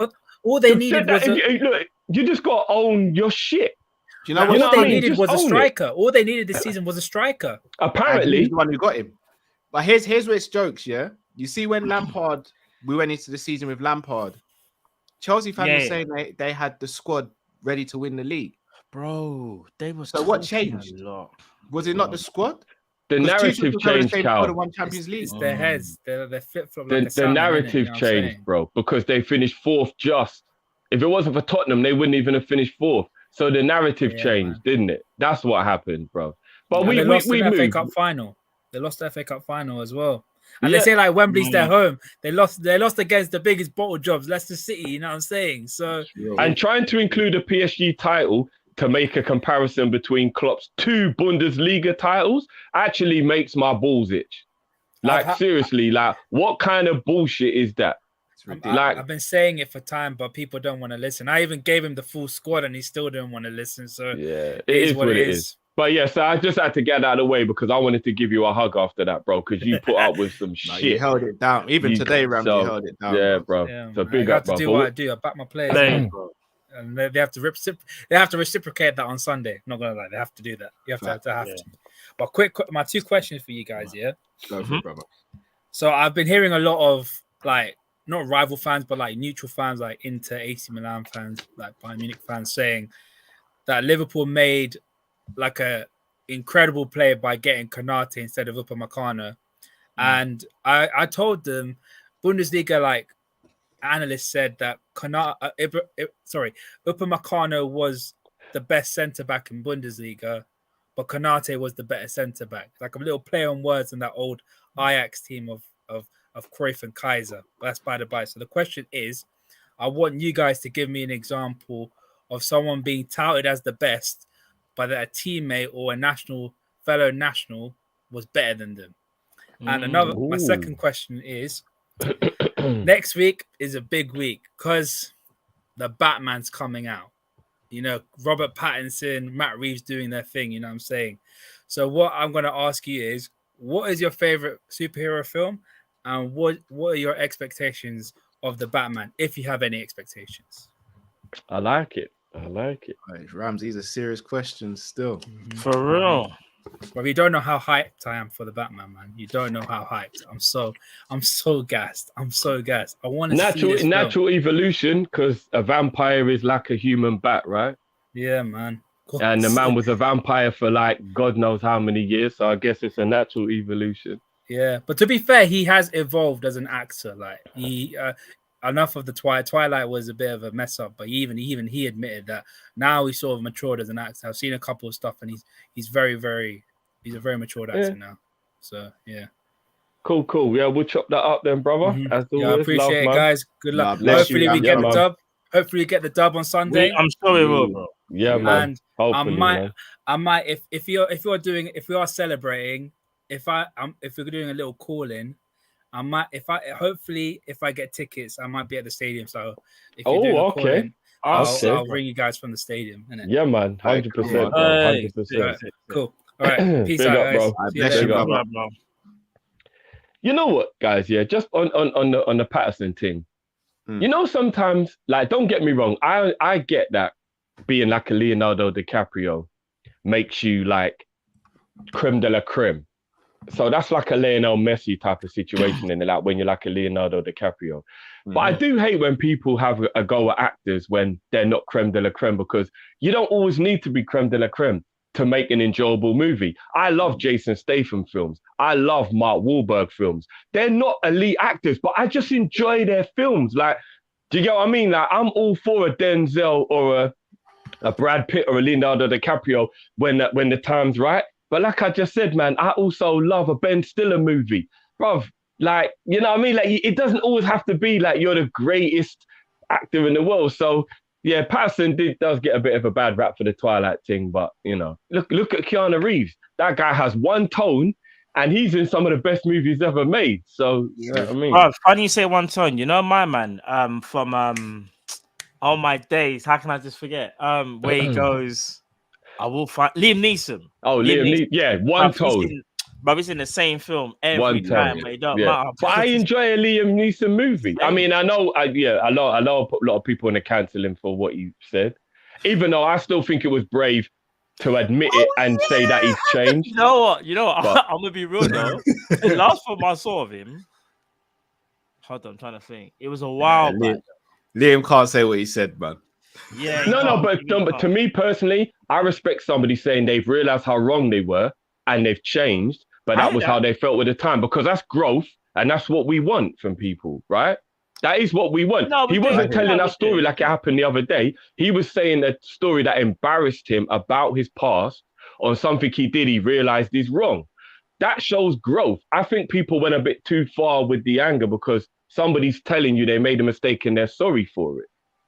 It wasn't trying to justify it. It was saying, I'm sorry for it. But anyway, we'll talk about that another day. Yeah. All right, cool. What's that? The Batman? How you lot feeling about the Batman? Do you know what? Looking forward to it. I just don't know when I'm going to get to see it. Nah, I need to find time to see it because obviously I was a big fan of the Nolan ones, innit, with Bale. And then furthermore, even with my man, what's his name? That came in Superman versus Batman, Ben Affleck. Funny enough, I know people gave kind of Ben Affleck like a hard time, but I actually thought Ben Affleck was okay. He actually surprised me, to be fair. Remember, there's different iterations of Batman, and it's hard to kind of find your perfect one because if you're going by the comics, you want it to be a certain way. If you're going by something else, so in my opinion, I'm not gonna lie though. When I think Rob Pattinson, man, just think you're the brother from Twilight. So it's hard for me to kind of think you're now Batman. But I think once I get over that and I watch the film, that's when I just want to judge him fairly. I don't just want to see man as, oh, you're the brother that came in Twilight, so I don't really rate you, so to speak. I'm gonna watch it and see what he does, because from what I've seen of the trailer so far, I can't lie, it looks like it's kind of going comic bookish for me, and I look kind of serious still. So let's see what happens. For me personally, the Nolan trilogy will be undefeated. It's one of the best trilogies ever made. And I'm struggling to see how anything will ever compete with that. But I'll give it a chance. I think he might wrap it up because of the director as well. You see The Dark Knight and The Dark Knight Rises, yeah? They're two of the greatest movies ever made, period. Not just comic book movies, just period, bruv. Let me quickly say this. Let me quickly say this, though. As much as you are right, if there's one critic or one critique I could say about any Nolan film, or especially the Batman films, let's be real, the fight scenes have a lot to be desired. let me put you into this perspective. Think of Avengers, think of Marvel, and now think of what Batman does. I'm not gonna lie to you, even though Batman is just normal and he's a normal guy, bro. I can't lie to you. Some of the fight and the transitions, bro. I'm not gonna lie. Drift. It looks like I put on the bat suit. You was Bane, and they said to us, "You got to choreograph something." I'm gonna be real. I don't know. It weren't that bad, bro. It weren't that. And you got to remember. You got to remember as well. You have to, because of the way the storyline went, you have to stick with the realism. These are two men in their late 40s and 50s having a fight. Bro, we all know Father Time catches up. You ain't going to be that old and be looking like Jet Li when he was 28, bro. Do you get what I'm saying? No, I'm not saying that. It's not about being unrealistic. It's about the I can't even pronounce the choreography. Choreography, sorry. Oh, so you think the fight choreography could have been better then, basically? Yeah, it can be better. That's the only thing I think he can work on. Other than that, the film. Listen, I'm not taking him out for the films. Them films are legendary. I'm just saying, if we're talking about some of the fighting, I think it could have been a bit better. I'm not saying unrealistic. I'm saying better. You know what I mean? I think it was too realistic. But Certain man is saying cancel man. You know, I say that's how quickly it can happen, bro. That's how quickly. He said cancel me. He said that. All right, NGA. See you. Next thing you say, see what happens. That's all I'm gonna say. We see that trending. We know what happened, bro. All I'm saying is, I'm not discrediting the films. I'm just saying that the choreography could have been a bit better because I love Batman. Batman's sick, bro. All right, so what is your favorite superhero movie then? Yeah, I was gonna say, I know it's cheesy, but for me, obviously Dark Knight Rises, and then the first Avengers movie. And then because of nostalgia, Black Panther as well. I know it's recency bias as well, but all right. Obviously, this is. My two favorite superhero movies are Infinity War, which is one of the greatest movies ever made. It is. That's because it is. And Logan. I fucking love that movie. Logan's sick. And again, do you know what's so mad about Logan? Logan wasn't unrealistic, mad over the top. Remember, because he's getting older. You see what I'm saying about the choreography, though? Logan is one of the most realistic, unrealistic movies you could ever watch. Now, do you see where I'm going with Dark Knight? Where you think, and I want to put a little shout out in there for Deadpool 2. Deadpool, it's hard to put it in that category because it's a comedy type of thing as opposed to. I know, but I love Deadpool though, man. I'm never gonna lie, I love Deadpool. Yeah. But hold on, have you lot watched The Raid yet, you man? Oh, you're telling me about The Raid, bro. Oh, sorry, we're cool then. Have you seen Raid 2? No, but this is what I'm saying. You can't compare anything to The Raid because The Raid is in a different stratosphere. Yeah. Because if you really want to know about fight thingy, then on back. Nah, for me, The Raid passes on back. No, still. do you know what? Do you think so? Yeah, The Raid. Yeah, because you know what it is, bruv, The Raid. The Raid, bruv. You see at the beginning of the film when they trigger the alarm, and my man just goes, "Bro, snarl." No, you know what? You might be right, Cal. You might actually be right. The Raid, you might actually be right. Greatest fight scenes in recent memory. Mad Dog. Yeah, you might be right. I think The Raid might be better than on. But he touched up the guy and then he dragged him back in the air and then had his head land on the. Yeah. Raid 1 or Raid 2, where they're like on the on like a surface and they do this kind of bro. I'm not. What the? No, that's Raid 2 in the kitchen, bro. I'm not gonna lie. I need my man to come and train me so I can do that. So any man try to size me up. Are you? Bro, I wouldn't even want to be that gifted. I'm not even gonna lie. Every man try to come for you, innit? No, not even that, bro. You just walk down the street, someone barge you, and your mind just takes over, bro. Bro, he's different, bro. That fight, the Raid. Yeah, the Raid, that kitchen fight in Raid 2 is a joke. Sensational. It's a joke. Sensational. And the last fight between the two brothers in Raid 1 with Mad Dog. With Mad Dog. Bruv, it's different. Listen, and for people that haven't seen the Raid or Raid 2, go and watch it. It's not even. Please. I know this. Listen, it's not the most overcomplicated. Oh no, guys! I just remembered Hammer Chick on the train. That was brutal, bruv. Oh my days! That was the prison fight, bruv. Not the one where he's in the cubicle. The one. No, the prison fight. Yeah, the prison fight in the mud. Yeah. You wanna know something? And You wanna know something? it's the tension that they build with it. Like you see It when is. he's got the broomstick and he just No, it is, slowly it is. twisting it to take it off. And I'm like, what's happening? What's happening? Just quickly, you might have seen It Man, innit? You might have seen It Man. Yeah. Okay. I've only seen the first one. To be fair with It Man, I'd arguably say the first one's the best one, and I do feel like they kind of, when you talk about story in it, but if just fighting wise, It Man's serious as well. Yeah. And question. Sorry. The players who were hyped, Ram was saying, but then there's actually somebody. I'm gonna say it right now. I think Virgil's taking all the hype. Matip's better. Bruv, you see me and Rams today, yeah? We had to do a combined 11 on Jem's channel. Big up to Jem, by the way. I kept on saying it because we did an 11 based on form. I said Matip's the first centre back that needs to be on here. What? Over Rudiger, over Virgil, over Thiago? I said Matip has been our best centre back performer this season. Virgil's better, but Matip has performed better this season. Facts. What? Oh, that's true. Oh, facts, if you're talking like that, that's me. Let me see that they don't watch our games. They don't watch our games. It's facts, true. bro. This season, that's true though. This season, that's so Matip true. this I season got laughed at. crazy. I got laughed at for saying that. It's facts. Virgil was the better player. Matip has been performing the best though. Like it's facts. But I will say this though, and this is enough. This is taking away nothing from Matip. In fact, it kind of is a little bit when I deep actually.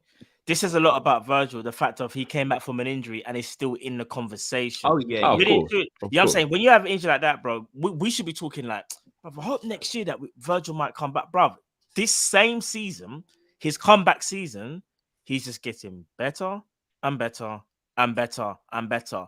I mark my words, he's not even at optimal level yet. I guarantee everybody right now, you will most likely see the old Virgil van Dijk of like the 2018 and 2019 season next year. Yeah. Next year, believe it or not. Because he'll understand his knee more. Because he's even spoken about how he's got to do certain things now when he finishes games and something like that, where he understands like how much his knee can take and once he comes to grips with like what he's got to do, I'm telling you from now, even though we're seeing an amazing Virgil van Dijk from here on out to the rest of the season, next season is when we go, raw! What we're saying, 2019 vibes. Because I'm going to be honest, 2019 Virgil van Dijk can't be topped. Can't be topped. That's true. But like, nobody can talk to prime Virgil. But this season, of course. Correct. But like Ram said, everybody was hyping Konate. I said was Upamecano, when really it was Konate that was performing better. For me, Van Dijk's hype is warranted, but Matip's performing better, bro. Like I just have to be honest. I've got to be honest, bro. Like Matip's just been on another level. He surpassed even what we thought he could be, and we already knew he was good. But he's even gone to a level that we didn't even know, bro. I could actually, let me even say that. I could say something here, but I won't. Because do you remember a conversation we had back in the day, and we used to go back and forth about who was better out of Matip and Lovren? Yeah, but at the time, the conversation was different. No, there's no doubt now that it's Matip. At that time, it was a different conversation. At that time, and by the way, guys, this is a shout. Sorry, MZ.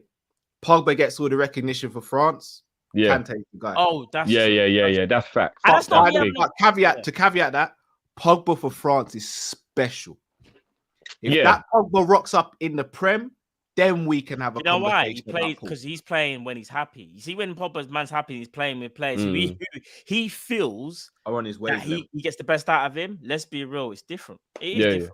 Just quickly as well, speaking of the ACL injury, I didn't actually know this until I watched the Badger movie. Check it out on Netflix, you lot. It's actually good. I'm halfway through it. It's actually a really good watch. Yeah, it's his whole life story. I ain't even seen that. Yeah, no. And I didn't know that he tore his ACL when he was 18, when he got a move to Fiorentina, but he was still playing for what was the team again? So he was in Serie C. And he got his move to Fiorentina, but he got to finish the season first, and then he came in the summer, but they signed him. And I think it was like the second to last game of the season for the team he was still at, he tore his ACL. And I didn't even know that. So thinking about that, How on earth can you be the levels he reached and at 18 you tore your ACL? That's mad, isn't it? He was always back then, the science and all that around reconstruction wasn't as what that's what I'm saying, bro. That's what I'm saying. He had 230 something stitches in the thing to like hold it. Like it was like I was watching. I was like, raw. In 1984 or something like that, it would have been. Man tore his ACL and he came back like that. He just said it best, you know. Yeah. Yeah. When you're younger, your body, think about it. And this is going to sound silly, people, but you see, like, even if like when you was 18 or whatever, or 15 or whatever, and you remember like getting a Vicenza, that's it. Big up Anfield Road, Vicenza. And you think about if you bruise or cut yourself now, even just little things, you'll just find your body just heals like a little bit slower, you know. No, but what the point Cal made, bro, is what I was thinking. We watched Michael Owen say he never got over his hamstring injury because there wasn't technology back then to fix hamstrings and it had to heal naturally. If he'd have done that now, he would have still been Michael Owen for 10 years afterwards. But because back then he had to let it heal and there was no operation, he never actually was ever good again. So Cal's right, Bob. It was like 1984 or something like that when he did this. Bro, there weren't no ACL thing back there that was anywhere near like what it's like now, bro. Man just said this rest up and when you're ready. That's what I'm saying, bro. Like 40 years ago, there weren't no proper ACL surgeries like there are now. Like, you know what I mean? Like Big Ron would have never had 2 years out the game if it was because they would have known how to fix it. Hold on. Saint, if you can, he's gone off. I was gonna say if he's ready. Is he gone? Saint, are you ready, bro? No, he's here. Yeah, he's here. Are you ready? No, because I see. I don't even know what he's saying, but bro, give me the thumbs up if you want me to. If you want to bring you in. Yeah, thumbs up. All right, you ready, Saint? Let's go. Brother from another cow. Come on. Hey, my dog, you know. Now, Cal, how's things, bro? You good? Not too bad, brother. What are you saying? Bro, I'm good, bro. Like, missed you in that. Hope you're doing well in that, man. You know what I'm saying? Drift, my boy. You know what I'm saying? What's going on, bro? Love, man. Like, you know what I'm saying? Come on. Yeah, man. What's going on, G? Yo, so like... hold on. Hold on. Listen. I was about to say, what are you? Man gonna try to do me like that after I was speaking to man about 2 minutes ago. What's something, man? Live on the street, my brother. Now, my guy, come on, man. My dog, I'd never do you like that, G. Brother, between me and you, though, your spirit animal is some fat panda or something, bro. I'm telling you, bro. Like... Allow me with the food, man. Some hibernating bear thing, like, you know them ones there, like, I'm telling you. Well, I'm not gonna lie, I saw man eating. I actually messaged him. Like, I said animal spirit, you know, hibernating bear, you know. And you all know I'm right, because Drippy's like, yeah, still. Yeah, and you know what come to my mind straight away, say, you know, have you not seen Over the Hedge? Yeah, bro. Come on, of course, bro. Of course. I'm not gonna lie, I love my food, innit? I'm a foodie. You know a man will bully a man for food. 100%. Yes. 100%, bro. Nah, Matt, you're my brother, man. Love you too. Come on, man. Bring that little one as well. I see her there. Yeah, come on, doing a madness. You know what time it is, man. I know. Trust me, bro. I know. Seriously. But you know what? Very, very quickly, two things. You not seen Nobody? Nobody. No, but I feel like I've heard it though, bro. Yeah, why do I know that? There's a cheeky little Liverpool thing in there as well. Like, it's not a little bad action film. It caught me on a runaway. I was like, why do I know that? Who's in that, Nobody. Bro? It's my man from my man from Back to Soul. That's it. Better Call Saul. You know, Heisenberg. Yes. Breaking Bad, that's the one. Yeah, decent still. Yes. And that's also, why I knew it. Yeah. And also, what was the question before? Was it the person who can hit the ball the hardest from outside of the area? Or from outside the box. Just who's better at shooting from outside the box? Letitia for me, brother. You know, like that. There's a D still. Letitia was silky with it, you know, like that. So, man, I want to just put that out there. Bro, I want to just be honest, bro. Man, just want to come on them vibes and just let you know that, listen, Drifty, we're doing this, bro. Drifty, all the madnesses that you had to do before you come on my preview show, all the madnesses that you had when you were on my preview show, and you still want to come with You still want to come with humbleness? But bun that. These men are getting selected, bro. What do you mean, bro? Nah, bro. Yeah, I'm not even gonna lie, bro. When I rocked up and I heard things like Rudiger's better than Matip, I was just like, I can't really deal with this. I can't really do. No, Christensen. No. Lewis is my brother, but when he said Christensen is better than Matip, he did it today to me. I didn't know how to take that. With a straight face. You know what Lewis is like as well. You know what Lewis did to me today? No. Lewis said, I'm playing Christensen right back ahead of Trent. See what I'm talking about? And then you want to come on here. Imagine me doing that live. You want to come on here and do what? No, guys. Brother. Listen.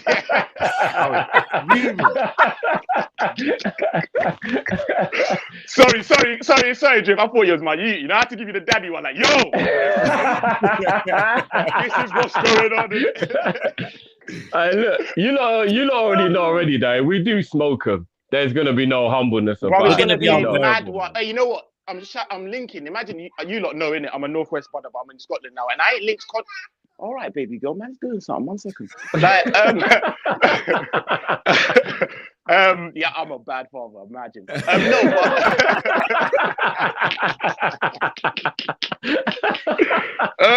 let me just pattern up this iPad. No, but yeah, I'm linking up with Conroy, and we're going to the pub to watch the game. Still, so. Sick. Oh, we'll have some. Do you know what I mean? We'll bring you over little things for some content. Yeah, do you know what I mean? But we're doing this thing, bruv. We're doing this thing. We're winning the I know this. Blood leg day and that. Like we're winning. I know I'm the type of fan right now that you're cringing, Drifty. I don't care, bro. We're doing it, bro. I know this as well, bro. Trust me. Matt, I already know, bruv. You already know how man feel about the game, fam. You know, like that. I respect Chelsea, but I just think we're gonna beat them. It's that simple. Man, respect them, but I think we'll beat them.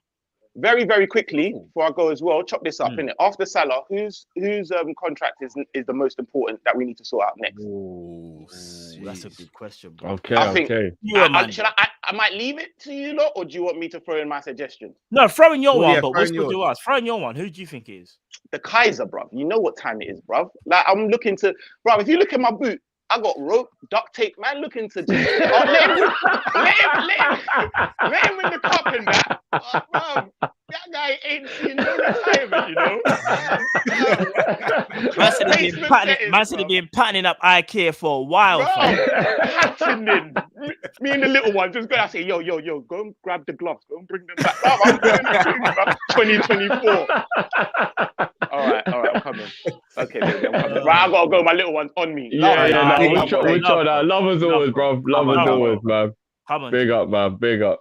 Big up, Saints. Guys, I'm just throwing Saints YouTube channel in the description. Guys, go and subscribe to Saint. He's on 620 subscribers. Get him up to 700 tonight, please, people. Yeah, man. Get him up to 1,000 tonight. Yeah. Come on. There's 400 plus of you guys. All 400 of you subscribe. Saints hit 1,000. Guys, please do it. Please do it. Come on now. Come on.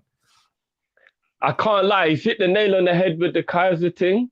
But I'm going to have to throw my agenda in there and just say Sadio. I need that done. I need to be able to relax. I need Sadio done so I can relax. You know what I was actually going to say, that even though I understand where it's coming from with Klopp, because I kind of agree.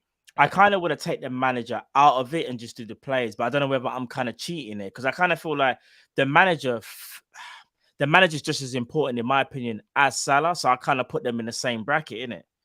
So I hear that. Yeah, I hear that. We're talking about just the players, but again, I'm cheating, innit? If I just talk about just the players, though, after Salah, whose contracts are up? So you got Mane, Firmino, Naby, and Ox. It's either got to be Firmino or Mane. It's out of them two. If I had to pick one, I'll probably say Sadio, because I think with Firmino, as much as we love Firmino, I think the fact that we keep even saying to ourselves now, maybe he should change position, says to me that we can kind of see the decline in him. Doesn't make him a bad player. It still makes him a very good player. But to not be able to play that same role says to me that as fans, we're looking around going, yeah, do you know what? we might have to change his role because he can't do what he kind of used to, and injuries was obviously as well. So maybe it might be Mane ahead of the others. Then I'll probably say that. And then can I just touch on something quickly because we're in the spirit? I won't take long. I watched Inside Anfield the other day for the Leeds game, and obviously it was a wonderful watch. But there was a moment when Bobby got off the coach with his missus and their little one because obviously he's injured, so he won't be playing. And I know I get labelled with this all the time, so I'm willing to accept it. You lot know I own my. You lot know I own my shit. There's no shame in my game. I'm emotionally attached to a motherfucker. When I saw him getting off the bus with his girl, with his wife, and the kids and all that, I saw him walking in. I can't lie to you, man. I can't really deal with a summer where I hear Bobby's going. Like that's just me. No one wants to hear that, bro. I can't deal with it. No, I know you can't, bro. So I'm kind of speaking on your behalf as well. But I know you're a little bit more raggo than me as well, though, Cal. And you will kind of chop a man if it's for the benefit of the team. Whereas I'm not gonna lie, I can't handle Firmino leaving. I gotta be real with you, and I'm getting worried. It's getting to a point where this could be the possibility. I'm looking at the team, and I might be clutching here because of what I want for myself. But I'm seeing Mane maybe being molded into a number 9, so we can do a flexible thing where Mane don't have to hold bench because Diaz is playing, which is very smart from Klopp, and I like it. I'm not necessarily seeing how he's molding this where Bobby fits in, but I don't like that. I don't like it. And I've got a feeling that we may possibly be looking at the last few months of Firmino as a Liverpool player. And it's actually upsetting me still, I can't lie. I just thought I'd just put that out there. Like, it does worry me. It does, because it's not just about what he does on the pitch. It's what he does off the pitch and what he's done for the team in the past that's making my emotion be how it is. I don't like the idea of him getting shafted out for 10, 15 mil in the summer, which is what I reckon is going to happen. And I don't really like the idea of it. I've got to be honest with you. Put it this way, in terms of answering the question from saying, I think Mane's contract is more important, but I would say we could still extend Firmino's contract during the season, next season. Here's the thing. Bobby's my guy in it, but Liverpool's my ultimate love in this situation. I've seen Gerrard leave the club, and no one was higher than Gerrard for me. That's true. I will survive, but it's like you, man, are gonna have to pick me up because my whole life changes. My little one calls Liverpool football clubs Bobbies. Yeah, no. His favorite song is the Firmino song. Yeah, I have to cut the cord with him, innit? I can't. he can't be singing a Bobby song when he's playing for someone else. It's just rules. No, but how it's all he's known. How do you switch that around now, bro? Oh, no, Drift. This is what I'm saying. It affects my whole life, bro. To be fair, just to say to everybody, there's a lot of uncertainties with at the end of the season, and so that's why I kind of just want us as a fan base to kind of just focus on the positives and let's try and win some. Let's try and win a Sunday first of all. Yeah. Let's see if we can win that. Yeah. Let's see if we can win the Prem. Let's see if we can win the Champions League. Because do you want to know something? Let's say we was able to win all of them and we all sat here and we were like, this is the greatest season ever.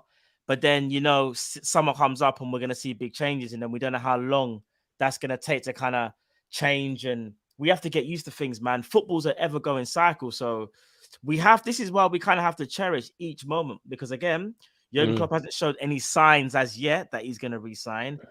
Mohamed Salah still hasn't signed his, so we just got to appreciate what we have and just try and stay as possible.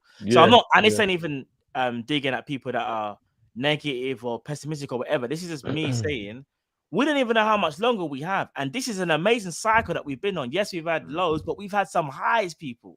And I'm not gonna lie to you. I think Drift, me and you spoke about this before, like back in even like a couple of weeks ago, like. We remember them dark days when we were like, oh, we ever going to get that chance where man could just go on some run where every year we was competitive. I never thought we'd win the league while I was alive. Bro, I said the same thing. Listen, we are so competitive now that every season we are shocked if we're not competing at the highest level. We're like, well, what's going on here? We're disappointed. That's how last season was a massive disappointment, but technically that was the majority of our lives. Finishing third, underachieving. Like that was like the majority of our lives. And imagine right? we were disappointed because Mm. the high expectations that we now have under this Jurgen Klopp era is massive. And I can't lie to you, I can't even imagine Liverpool without a Jurgen Klopp, without a Salah or Mane or Virgil or Firmino or Fabinho, a Trent, all of that stuff. So people, let's just cherish what we have, man. I'm telling you, because football cycles, and I said this to the Arsenal man back in the day. The Arsenal man know who I'm talking about. As well. I used to say to them, hey, you know what I'm talking about. Nah, I know why Cal's laughing. I used to say back in the day. You know what I mean? So, I tried to hold it. I'm sorry, Jay. What was that? Yeah. What happened? And the answer Blaha's is yes. question. What happened? Jason Blaha's question. Just random in the chat. I didn't even see. I don't even know. Yeah. Where?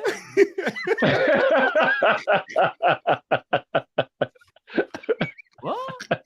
I can't even see it. Where's it? Like, can you bring it up on screen? Or is it? No, let's not. No, we can't bring up on Let's screen. not. So man, random, bro. Yeah. Oh man. I knew exactly what Cal was laughing at as soon as he started laughing.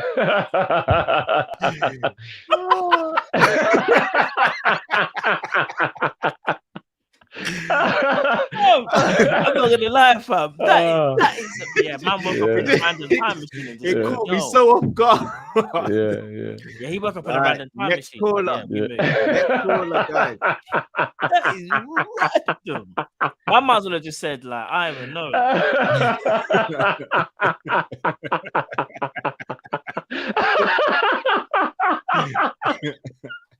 I'm laughing because of my answer. Oh man. Right, guys. He was mentioned earlier on in the show by another caller. He's usually learning. This time he got a W. A legit one. Dub. They did. Go give it to them. They got the dub. Gotta bring on man like Goon and Lee. One for you, Cal. One for you, Cal's little army. One for you, Zaberi. You know what? Because you man came, your little boy Cal Nettle's army came to the Limericks, the learning center, and he gonna learn today. He learned. I'm gonna keep it moving. I'm gonna keep it moving. You know what, Cal? I had a little joke to you 2 weeks ago. I think last week you're talking about a little man snitched on you to your mum. And I was thinking to myself, I don't even blame him because you got man trying to cook at 7 years old. Like, oh, little man, keep snitching. You got man there doing the dishes, you got the Dutchy pot and all them things. Oh, little man, do more snitching. No, listen, man, you do my little youngster, man. You're doing him wrong, man. I'm not gonna lie, at that age, the Dutchy pot's heavy as well, you know. Listen, man, carrying, and you know what? He's carrying 2 Dutchy pot, one hand, you know. I'm like, yo, like, little man, especially if the lid is on it. Jesus. Listen, you know, like, you don't really fit in. You don't really fit in it. So man's there, like, just like, you know it, like. No, man, little man, keep snitching, man. We love it. You're doing my man dirty, man. Man, trying to do all these. Man, actually got me crying. Fuck you know what? Zaberi, I'm gonna come for you next week because I got a good question. We got a good chat for you today. Drift, first thing, the other day you made a comment about Van Dijk, and you know what? I was sitting there, and I think you're right. You know, Van Dijk, he might be the best centre back ever to play in the Prem. Now, I do believe what you said more so, and just going into that, I do believe what you said. His level has never been reached before. I don't think he's possibly the best because I do think you do need that longevity, but I do think his level is unmatched. But we're gonna move to Salah, and a big up to that Culture Cam's guy. I don't know if you man really watch. Yeah, Cam. Yeah. You know what? He's a proper Salah hater, you know, and I love it. It's funny. He hates Salah, but you know what? He's got my thing with this whole Salah chat in it, and I want you lot to chop it up. And please, you got to be non-biased. Drift, I don't even want you to answer Drift because I know you're. We come here and we talk about Mo Salah, and for me, there's a lot of chat about him being the best player ever, being the best player, but we even discussed this a couple of 2 months ago. He's not even the best Liverpool player for some of you guys. So how can he be the best player in the world? How can I just don't see how it works. And I know everyone talks about the numbers, but is that what we're doing here? I just don't see how. And maybe again, because it's the Arsenal connection, I don't see how he's better than Henry. I don't see how he's better currently. My personal opinion, because of the way I like football, and Neymar, and Mbappe. To me, I look at Salah and he's a gunman and he's an excellent goal scorer. His attribute is scoring goals. And I don't want to go about the whole eye test thing because I do believe he's a good player. But even the other day, Rio Ferdinand on his channel, I can't remember what it's called, but he does a show with Joel Baker.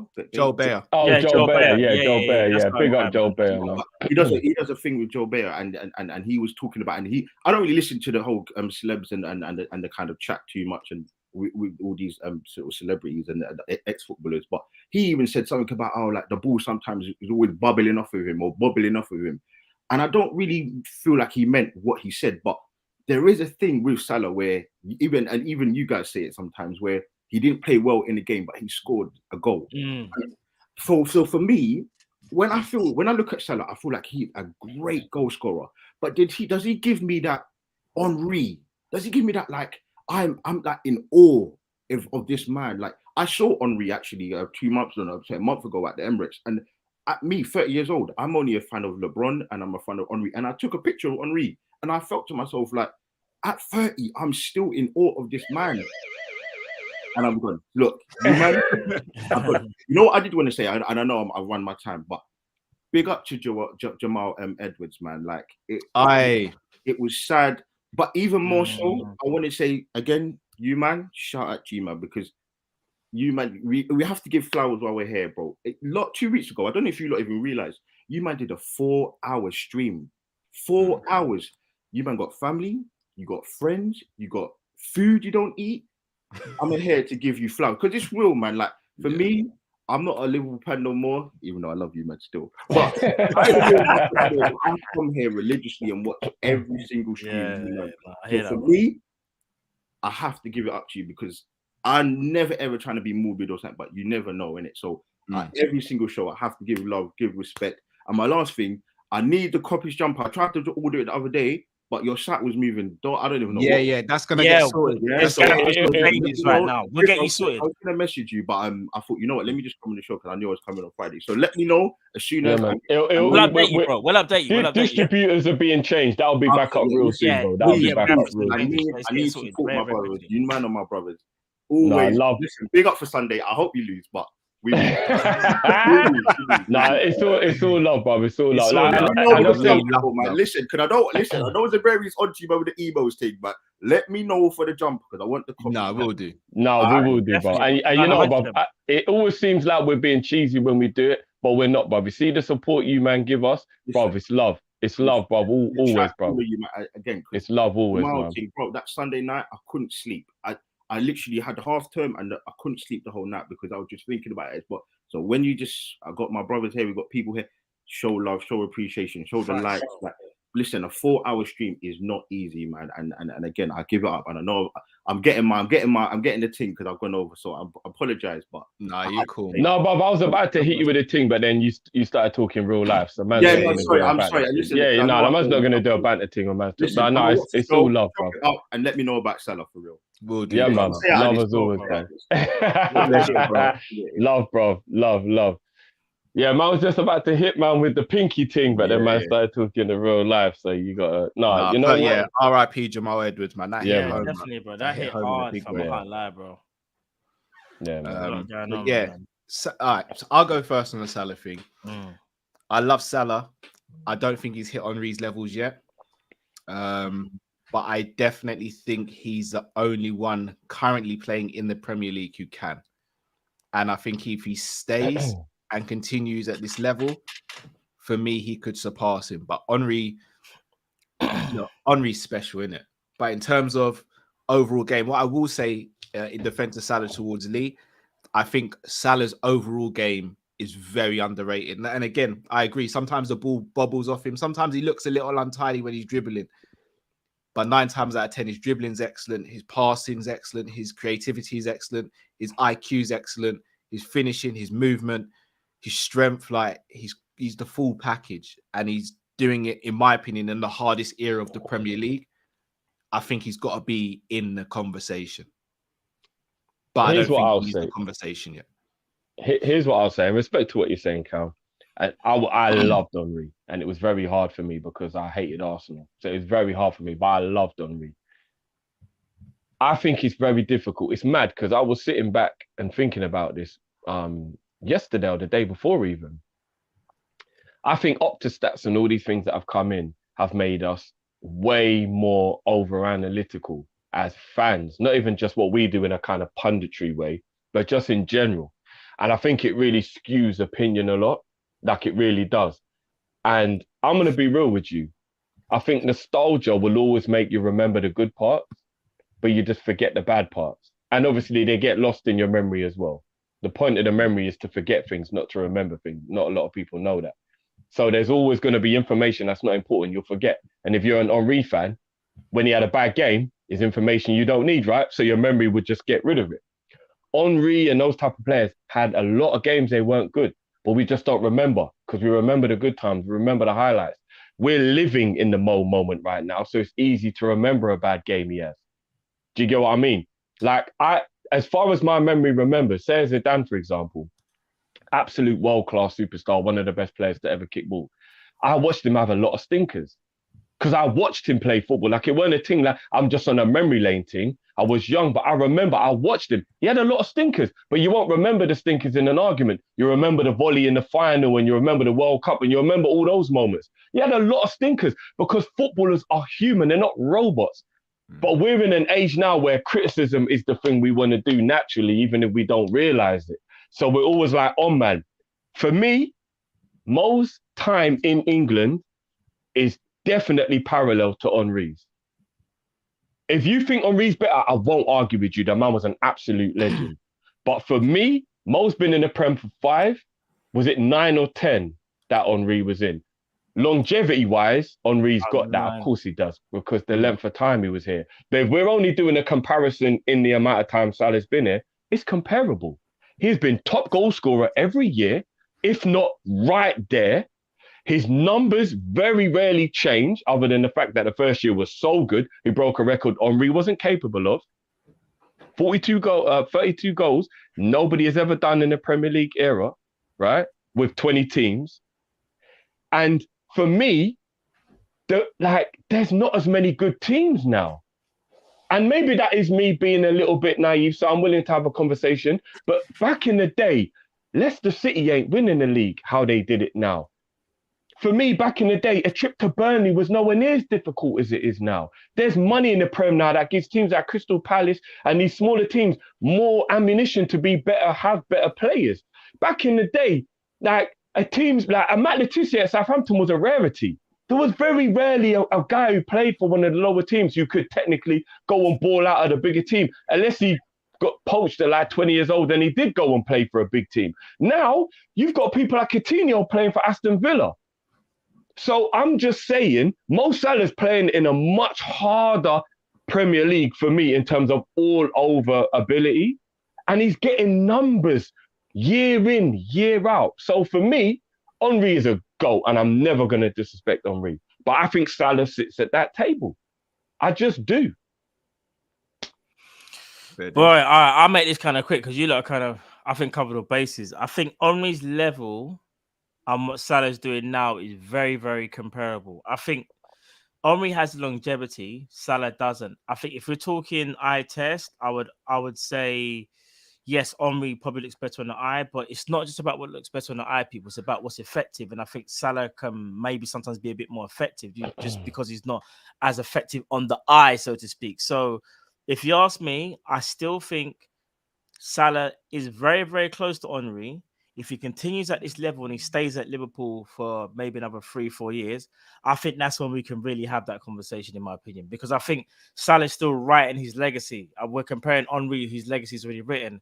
And I think when you are seen as the GOAT, the only person that can kind of take that GOAT status off you, they have to complete their journey. And that's when you can kind of have your debate, in my opinion. Agreed. But no, great question, Lee, as well. Yeah, man. Great. But one thing I will say really quickly, you see the whole eye test thing. I've even stopped getting angry with people when they say the eye test. You know why? Because the eye test is so subjective. The eye test is such a personal thing. It's not even like, unless someone says something wild, like, I don't know, like bloody Lee Cattermole was better than Gerrard based on the eye test, then obviously I'm going to just rip into the person. But the eye test is never going to be the same for two people. What someone likes and what others like, unless it's a wild statement, I don't even get frustrated by it anymore. But yeah, when it comes to the eye test, I get it. Henry was elegant as fuck. Like he was. I get it. He looked. There's not many people who've looked silkier than Henry. Like Henry was as elegant as it comes. But as you said, Cal, eye test is very subjective because I think Suarez sits at the table of top 10 best footballers of all time, possibly. And he never looked elegant. He never looked elegant at all, bruv. He was as rough and rugged as it came, bruv. He weren't elegant in the slightest. But you know what? He might sit at that table, bro. He might. So, yeah, you know what I mean? Agreed. Right. Jamal, welcome to the show as always, brother. Can you guys hear me? Yeah, we hear you. What's going on, bro? What's going on, bro? Are you guys good? Yes, man. How are you? Bless, bro. Yeah, I just two quick questions. I want to ask: is Sancho and Greenish a flop as it stands? And out of those two, who you think can fit into our system the best, Sancho or Greenish? And the next question I want to ask is, guys, does Cesc Fabregas get his credit? Because I feel like he don't. And maybe that's because he don't really have a home. Because Arsenal's supposed to be his home, but they hate him because he went and joined Chelsea. And he never stayed at Chelsea too long to become a Chelsea legend. So I just want to know your guys' thoughts on Cesc Fabregas. And yeah, man, I just want to say I'm so happy with Liverpool right now, man. Because after that Arsenal game, if you tell me we're going to buy a 45 million signing, be in a cup final, and be 3 points behind Manchester City, I'll say that's mad. Because I was watching some of the reruns of you guys, and I was watching the Brentford preview when Drifty had on the shades, and I wouldn't lie, it was funny. And this guys, listen to this. Struggle with them, and we had our main team there for that game. So we're just in the mud, man. We're just in the mud. We've run out of steam at the turn of the year, just like we did last year. Last year we had an excuse. This year, all right, the guys going off to AFCON is kind of part of it, but like we just don't have any excuses this year either. Like I don't know, man. It's just disappointing, man. Like I hate my season just petering out. Like you know what I mean? Like just like I thought the days of supporting a club where your season was over in February were done. Remember them days? Remember when you just always knew the season was over by February? Every year, and like you were just living, I don't even mean this disrespectfully, you were just living like a Norwich fan or whatever, where like you start your season with no real point to the season except to just have entertainment every weekend. And a lot of the time it's not even entertainment because watching your team get beat isn't even entertaining. Good Lord. I'm slightly going back into that time, like just little bit by little bit, and it's really scary. And I don't think Klopp being in charge matters. I don't think anything. So I'm looking at this game, boys, and I'm just like, we're not winning this game. I said yesterday, and I didn't. I'm not just throwing it out there as a throwaway. I genuinely don't think we're going to win a game in January.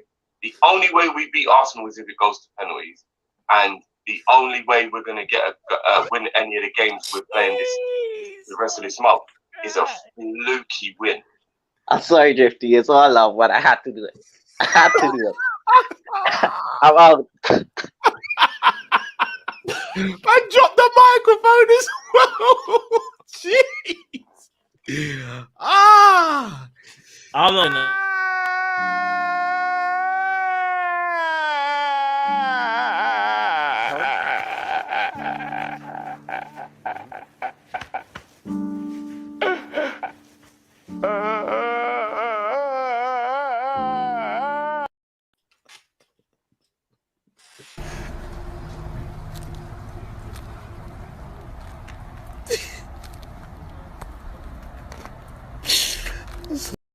Shut the fuck shut. Did I say? Oh shit! Say it again. Say something else. Oh, say something else. Say something else.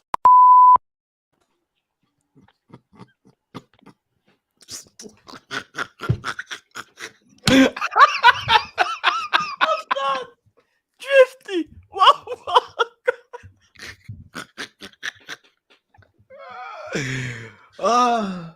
Look, I'm always willing to be wrong for the benefit of my team. And the joke is, I'll take the heat for everybody because I'm that type of guy and I got a strong back.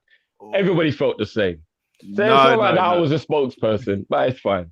No, it's fine. No one else said we wouldn't win a game in Jan. I said it would. Yeah, be I remember we was like, be a I rough was like, month. yeah, because I was like, Jiff, are you sure? And you were like, bro, Look, that's how you felt, innit? If you want to say that that's not where you were, that's fine.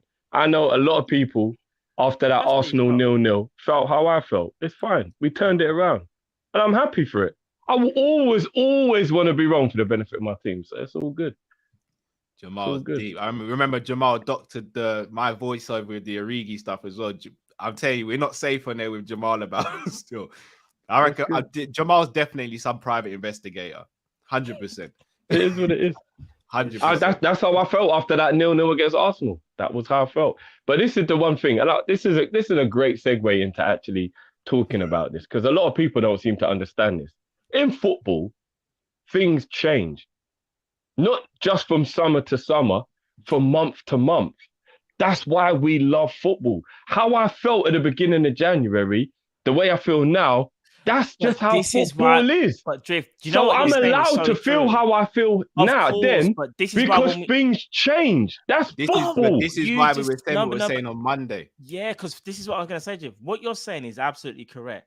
This is why when you obviously sometimes you might get a bit more downhearted. We'll say to you, bro, just like how you just said it, football's a game-to-game thing. Sometimes it can look like we ain't going to win the game. Then we have that one win and it's like, right, things have changed because look where we are now. That's why we always say it's never as bad as it seems, fam. Yeah, sometimes. But it's very easy for people who go, I remember when you said that. It's like, well, like if you said that you thought it was going to get better at that time, you were just literally hoping. It wasn't like you had any facts to back you up. So it's like, it's just the same thing, because if we don't win anything, nobody turns around and goes, do you remember when you said we was going to do that? Like, this is football, and I love it, and I own it, and it is what it is. So, AD say Jamal works for the CIA at the weekend, FBI at the weekends. Just freelancing with information. Must there's some lost tapes. Like, on to Jamal's questions. Cesc Fabregas, does he get enough credit? No, he don't. He doesn't, because Jamal hit the head. He's not an Arsenal legend. He's not a Chelsea legend. He's in between. And here's the thing: they kind of discredit. I say discredit. They kind of want to separate themselves from him because of he went to play for Chelsea. I think he is an Arsenal legend, but I don't think he gets the respect because he played for Chelsea. And Chelsea fans, they liked him, but I would say that they loved him. Like, it's kind of a weird one with Cesc, but if we're talking about ability and what he does for the game, then you kind of have to say he's up there, bro. He doesn't get his flowers. Let's be real. Because what's so mad is Chelsea fans will rant and rave about Jorginho for time. Remember they were trying to push. Fab was doing that early. Remember they were pushing Jorginho Ballon d'Or, bruv. Remember Cesc Fabregas season where I think he got like 20 assists for Diego Costa. So not obviously just for, but remember that season where I think him and Costa were going on a madness. That season there, Fabregas was insane. But no one Spain. Fabregas is certified.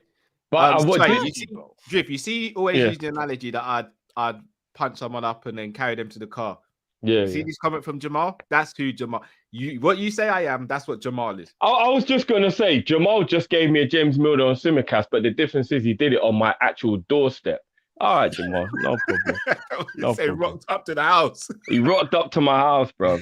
Man called you in advance. I looked out the window. I was like, "Whoa, go on, G. I'll be down in a minute." As soon as I opened the door, man just boxed me in the face. And just drove off and said, "It's all love, bro." Yeah, innit? Yeah. See you next week, motherfucker. But I watched the I was just on a football vibe last night, and I watched the little Torres documentary when he was talking about how Liverpool did him dirty, and then like his life at Chelsea.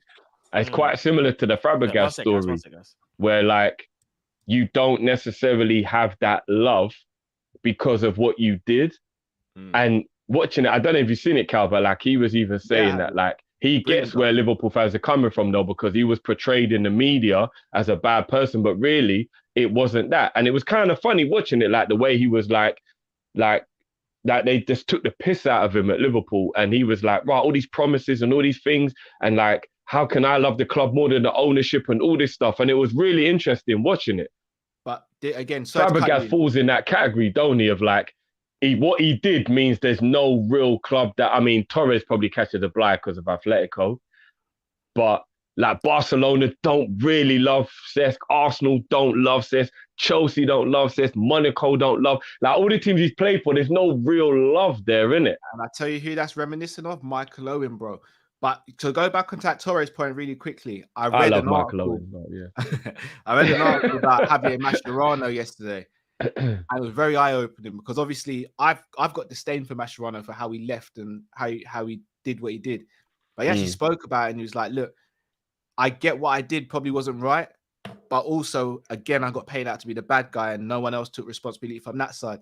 He was promised that if a suitable offer came in, that they would not stand in his way, they would accept it and let him go. They went back on their word. He said that he was promised that the squad would improve or be improved upon. They went back on their word. So it's not a coincidence that the same thing happened with Fernando Torres like months later as well. That period at Liverpool, we lost big players because promises weren't being kept. And yes, those players didn't cover themselves in glory.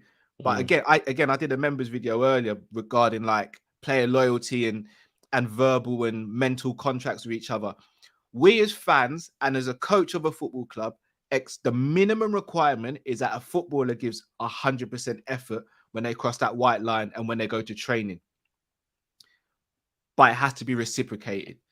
So if we're asking for that effort as fans, when we're at the stadium or when we're supporting them, we're meant to reciprocate that effort. And if you're a coach, you're meant to keep promises as well, unless there's a crazy situation. So again, it goes both ways, but a lot of the time the players just paint that badly. Still doesn't necessarily change how I feel to Mascherano, but it gives me a bit more of an understanding. Yeah, man. Jamal, stop flying that flag, man. We're not coming Trinidad anymore in the world tour, man. Also, Sancho and Grealish, have they been flops, and which would fit better at Liverpool? I think Sancho would probably fit us better. Grealish does that type of role that Jones does in terms of like holding the ball and being a bit dribbly, playmakery, and people seem to moan when Jones does it. So I don't necessarily know if that is a good thing, whereas Sancho is kind of like pace orientated and whatnot. So I probably would say Sancho would fit in better at Liverpool. Although he needs to change back to Sancho from Scam Show before that's the case. I know it's going to sound crazy. It's probably a hot take. I don't think either of them are flops because I don't think you can label someone a flop this early unless they've been completely terrible. And I don't think either of them have been completely terrible. I actually think Grealish has been a victim of how well he performed last season. He was never going to replicate that for City because one, they play a different style, and two, he's not the main man there. And Sancho, let's be honest, is coming to an absolute S show at Man United as well. In terms of who I think would fit better, that's not me, by the way.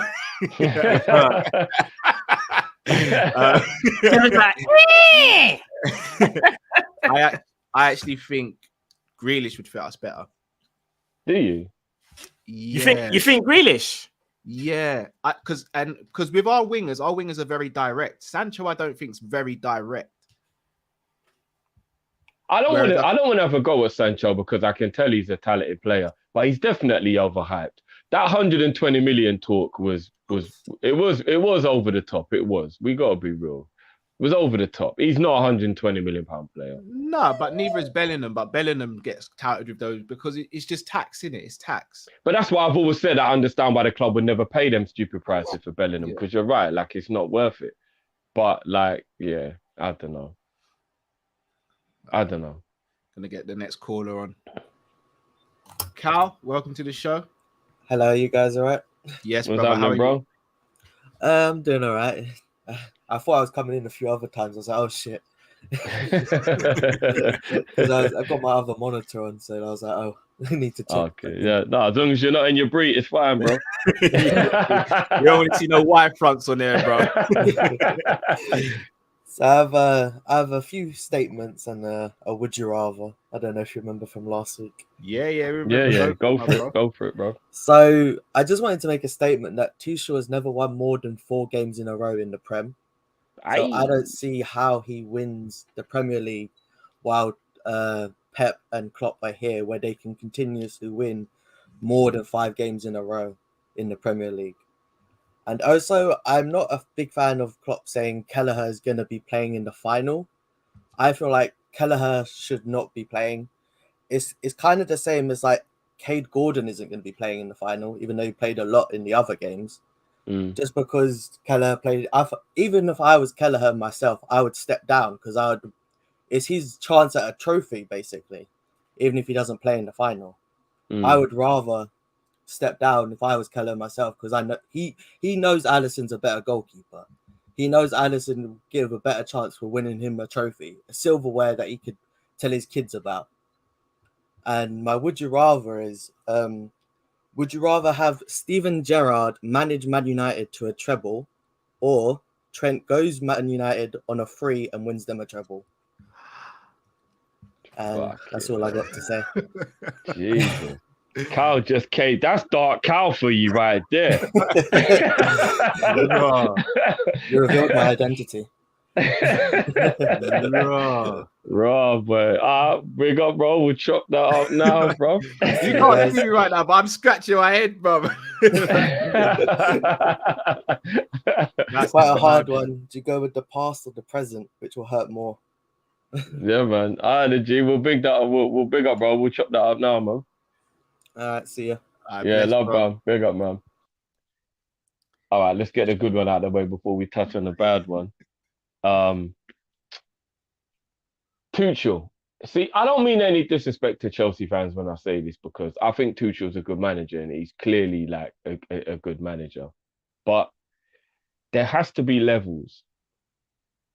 There has to be levels. And the fact that they think that Tuchel can get involved in the Klopp and the Pep conversation is a lack of self-awareness amongst anything I've ever seen. In 2022, Cal, do you know one of the main things that's lacking in this world is self-awareness? Because if we know who we are, what we are, and where we are, the world would be a nicer place and it'd be easier. There wouldn't be all this bullshit going around. And to put Tuchel in the Pep and Klopp argument is a joke. Like, it's a joke. So Chelsea fans are always going to big themselves up. And, you know what I mean, let them do it. If they think he's as good, we can let them live in a dream world. That's fine. But Tuchel can't talk to Klopp. He just can't. And the fact that Cal just came in and said he's never won more than 4 league games in a row. I mean, an elite level manager can win 4 league games in a row, right? I mean, that's mad, bro. He's never won 4 league games in a row. But yet you think he's better than Jurgen. I mean, why are we having this conversation? Yeah, it's a silly convo. Like, don't get don't get involved when big people are talking, innit? Yeah, here's what's funny with Chelsea fans doing this. They will say Tuchel's better or as good as Klopp because he's won similar amount of trophies since he's been at Chelsea as Klopp has since he's been at Liverpool. But the same fans will turn around and say, but Hazard's better than Salah regardless of the goals and assists record. Which is it? Which is it? Because I don't get it. Which is it? Mic drop. So yeah, I leave it there. I like that. I just came in bang, hit hard left. Yeah, because what can you really say to that? I mean, Kelleher drift. I mean, I've done a members video on it, so I don't really want to talk about it too much because I'd rather people go and watch what I did on the members. Your thoughts on Kelleher? Do you want me to talk about him? Yeah. Go for it. I agree with Cal. I like Kelleher, and it'll be wonderful to see him get his flowers and we win the game. And he played in it, and he felt a part of it 100%. You know, I'm a sucker for the happy ending. But it's a cut. You're too quick with it, Cal. It's Matt's hairline you got to worry about. Matt's hairline will cut that up, bro. He's gonna chop that up, bro. You gotta be more careful than that, Drew. Well, look, listen, if I'm with my missus, I am a sucker for a happy ending. But the point remains, I don't feel comfortable with our best goalie not playing in a cup final, regardless what the cup final is. Because this is what's mad. Everybody will downplay any cup, right? They don't think it's elite. So you've got the Champions League and you've got the Premier League. And then you've probably got maybe like the World Club Cup. And it'll be like that's like an elite level tournament. And if you win that, it's amazing. And then I love like the FA Cups and the League Cups and like Europa League and other where they'll be like, oh, this game isn't that much, when people will banter it and whatnot. But let's be real. The only time when those trophies aren't really good is like the build-up. When you're in the final, it's a final. Like, it just is. And I know it seems like you're just changing the narrative, or you want to say things to like suit the agenda you have or whatever. But we got to be real. Once you're in a final is a final. I think you play your best team in a final. And he hit the nail on the head when he said Kai Gordon won't be playing. Same way Minamino won't be playing. Same way Origi won't be playing. There's going to be a lot of players who got us here. Like Conor Bradley played in games. Morton played in games. None of those are going to play. So for real, why is the goalie going to play? All right, can I ask you one question? And I'm asking you this in particular. Mm-hmm. When Origi wasn't starting in the Champions League final in 18-19, how did you feel about it? Honest, how did you feel? Based on the fact that Bobby was injured or coming back from injury, I was angry. If Bobby was fully fit, would you have still been angry? I would have been personally disappointed with my agenda, but fully understood that Bobby is a staple in the team. Fair dues. Fully fit Bobby, and I would have been like, I'm playing Bobby. But the fact he was injured is why I had a problem with it. Do you know what I mean? Right, so here's where I switch it again. We all complain and say we want a squad, right? How do we keep a squad if we don't give those squad players moments and opportunities like this? I understand that. I do. I do get that. I do. And I wrestle with that. You're right. I do. But if we lose and it was a Kelleher mistake, you'd be like, we could have had a trophy. I don't want to give away too much. I speak about all this in the members video because I'll be real with you. Everyone knows my thoughts on Taki as a player and as a Liverpool player. You see, if I saw Taki lining up in the starting 11, I actually wouldn't question Klopp on it. He does deserve to play. You're right. I wouldn't question Klopp on it. I get it. I know you're right, Cal. Kelleher does deserve to play. You're right. I get it. He does deserve to play. And don't call me Matthew says this a lot better as well.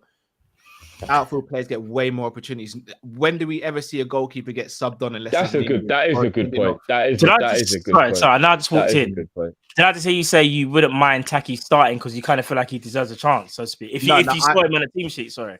If I saw him on a team sheet, I'd think, me personally, I'd be like, he's not the player I'd have put in, but I wouldn't sit there and say Klopp's had a mare here because he helped get us to this stage. In the same way, if I see Kelleher in goal, I'm thinking he helped get us to this stage. That is facts. Big facts. Yeah, I think. Do you know what it is though? I always kind of. It's a hard one. Because hindsight is very telling, like what Drift always says. Yeah, because like, say for example, we lose that game and he had like 3-1. I'm giving an example, by the way, just 3 1-on-1s and he missed them all. We all sit there and go, "But I'm not gonna lie, fam, love Klopp, but he just made the biggest blunder like this season so far. Why did he start my man when he should have started Diaz?" So that's a hard one. But from what I'm gathering, what you're saying is that initially, if you was to see that team sheet and see him on it, you wouldn't sit there and go, "Nah, Klopp's lost his mind." You'd be like, "Do you know what?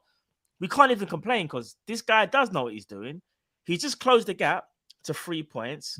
We're doing very well in the Champions League.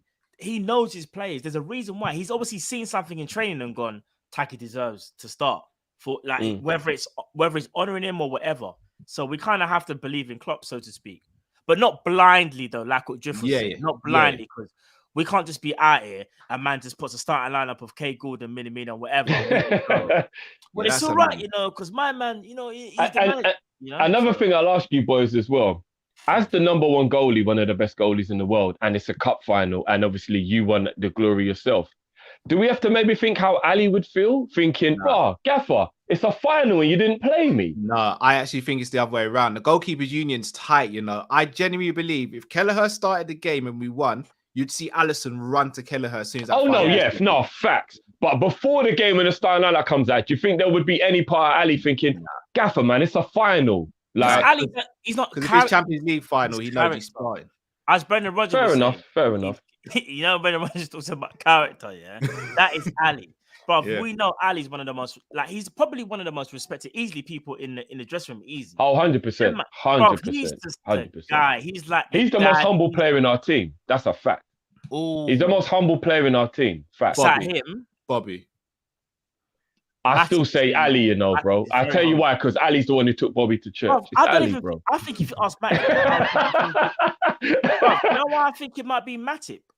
I reckon if you ask Matip, like, how good do you think you are? I think he'll just say something like, I'm okay, I'm all right. The boss picks me. Matip's a shout as well. Bobby and Matip for a shout. Bobby and Matip for a shout. Have you seen videos where Virgil tries to like talk him up, like you know, behind the scenes, and he'll be like, "There's Joel," but he's just so. But I swear, Joel is just that guy that just puts on his training gear and was like, "I'm just gonna go to work. Just gonna go to work." No, that's not even. I know Zabiri jokes a lot. Harigi's very humble as well, and it's not just what he does in the, like, we've seen what he does outside for like Harigi. That's a shout. Oh yeah, man, the community as well. There's a lot. That's what I'm saying. We've got a fantastic group of human beings before footballers. We've got a fantastic group of human beings, and it's led by our manager, who's a fantastic human being as well. Yeah. Like, do you know what? Yeah, Origi agenda always. Do you know the one thing I do love about Origi is the fact that when he scores goals, he celebrates with everybody and never makes it about him. And sometimes I'm like, bro, you just got the winner. Go on, jump in the crowd, do something. But he's so humble with his celebration. Everyone else is more gassed than he is. Yeah, it's mad, isn't it? It is actually mad. He's kind of dirty. One time he kind of just done the thing where he put the two hands and just was just like chilling. Everyone else was going like trying to shake him up. And he was just like, "All right, man, I do." But this, when he scored the winner against Everton in the 96th minute, man picked the ball out of the back of the net and started running. Bro, remember Klopp ran onto the pitch, bro. Origi just picked up the ball, started jogging back. I was like, yeah, he's built different. I'm telling you, Origi, he's built. He is. He's built different. When you talk about built different, I know some people might not rate him as highly as we do, and especially as Drift does. But do you want to know something? I think I've said this quite a lot. It must be a lot for a player to know that he's not going to play all the time, but when you do play, you still got to give maximum effort. And when you score a goal, or you might score two, it doesn't mean you're going to play the next game, but you've got to be at least cool with it or accept it, even at a certain point. I'm not going to lie. We don't really hear stories about him mashing up the dressing room, going to Klopp. We don't hear them type of things. You have to give man credit, bro. You have to. And I'm telling you now, I'm a humble guy. But if I smash that left foot shot into the bottom corner in the Champions League final to win the game, my celebration is going to be a mazza, bro. You would probably, like, say you was playing for Liverpool and Klopp didn't start you, and like he started you on a random in a final out of nowhere, and then you scored a goal. You're probably gonna run near Klopp and do some type of mad celebration in front of him, give him the eyeball, and do this.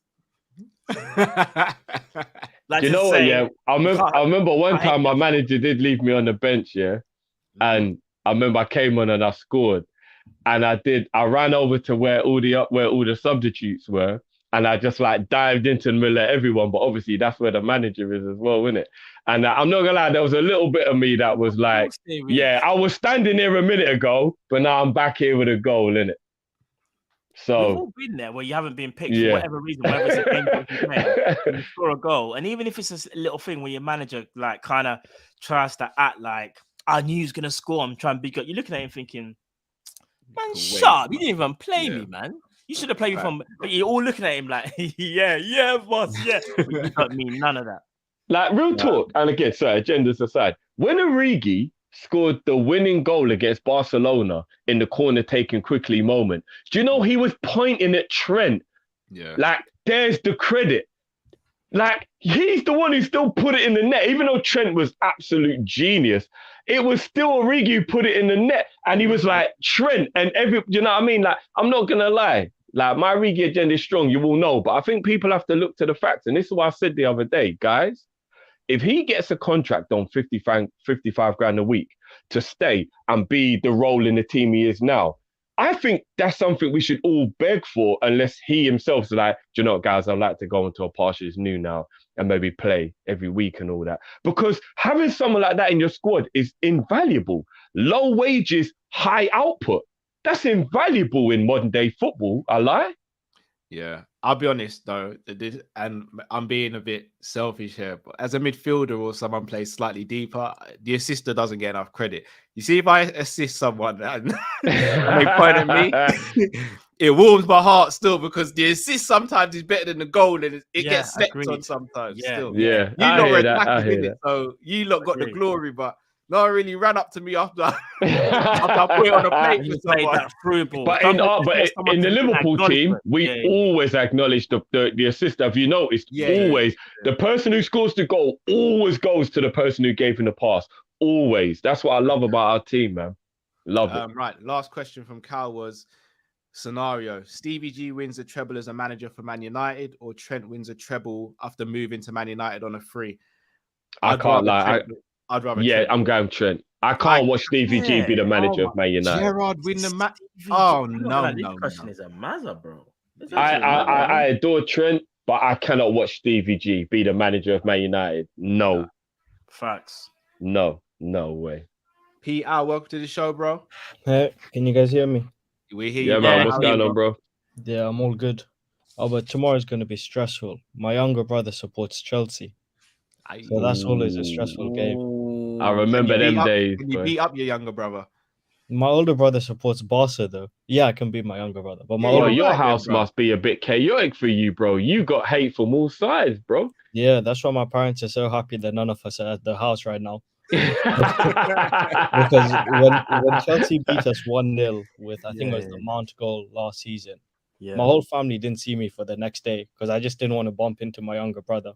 And we've been catching it up and everything. Hey, the rivalry is and even the 2-2 after we scored the first one, I was nice, composed. I didn't want to embarrass myself. But when Salah dummied Alonso and Mendy and then got it in, I went so over the top. And then for it to end 2-2, it was bad. Yeah. When we beat them 4-1 at Old Trafford in the Fergie days, I was swimming in front of my brother in the front room. And if he was the older brother, I would have definitely got a curb stomp. I know that for a fact. Yeah, I always go on. I always send my brother videos of the Origi goal versus Barca. If I was in the same room and I did that, it wouldn't end well for me. What you got for us today, bro? Yeah, so after Drifty was talking about Firmino's contract and how much it hurt if it wasn't signed, I wanted to ask you, forget about the input on the pitch, but whose contract would hurt the most, like seeing them go? Because like for the front three only, because Salah would be like the most hurtful, like output wise, but I don't think like as a person, like I'll miss him a lot, but it won't be to the same level as Firmino. And then my second question is, who are you backing in the fight between Fury and White? I'm backing White. I don't know why, but I just want him to win. Yeah. And then the other thing is how much Arsenal gas their players up and how good Konate actually is. Because in my opinion, Konate is better than De Ligt, who's the same age. Interesting. Yeah. He's better than Gabriel, gets no credit, 2 years younger. And Gabriel 2 years ago, no one knew who he was. And then my last point is that you see, I've always been FSG in, but not in, but like I'm happy with them. And unless some crazy rich guy comes, I don't really need to swap, and I'm not really too stressed about that. But you see, since Klopp's had a squad in centre backs, he's rotated, if anything, at the start of the season too much.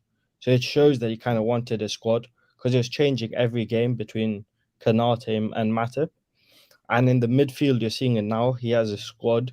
He's played Curtis Jones one game, Henderson one game. I think he played Ox one game. He's played Elliott one game. And at the top, the front three, you see what he's doing. He's always rotating them. So I think it's kind of a myth that he doesn't like a squad, but I think he's quite an easygoing guy. So yeah, there's some great questions to chop up there, bro. Great questions, man.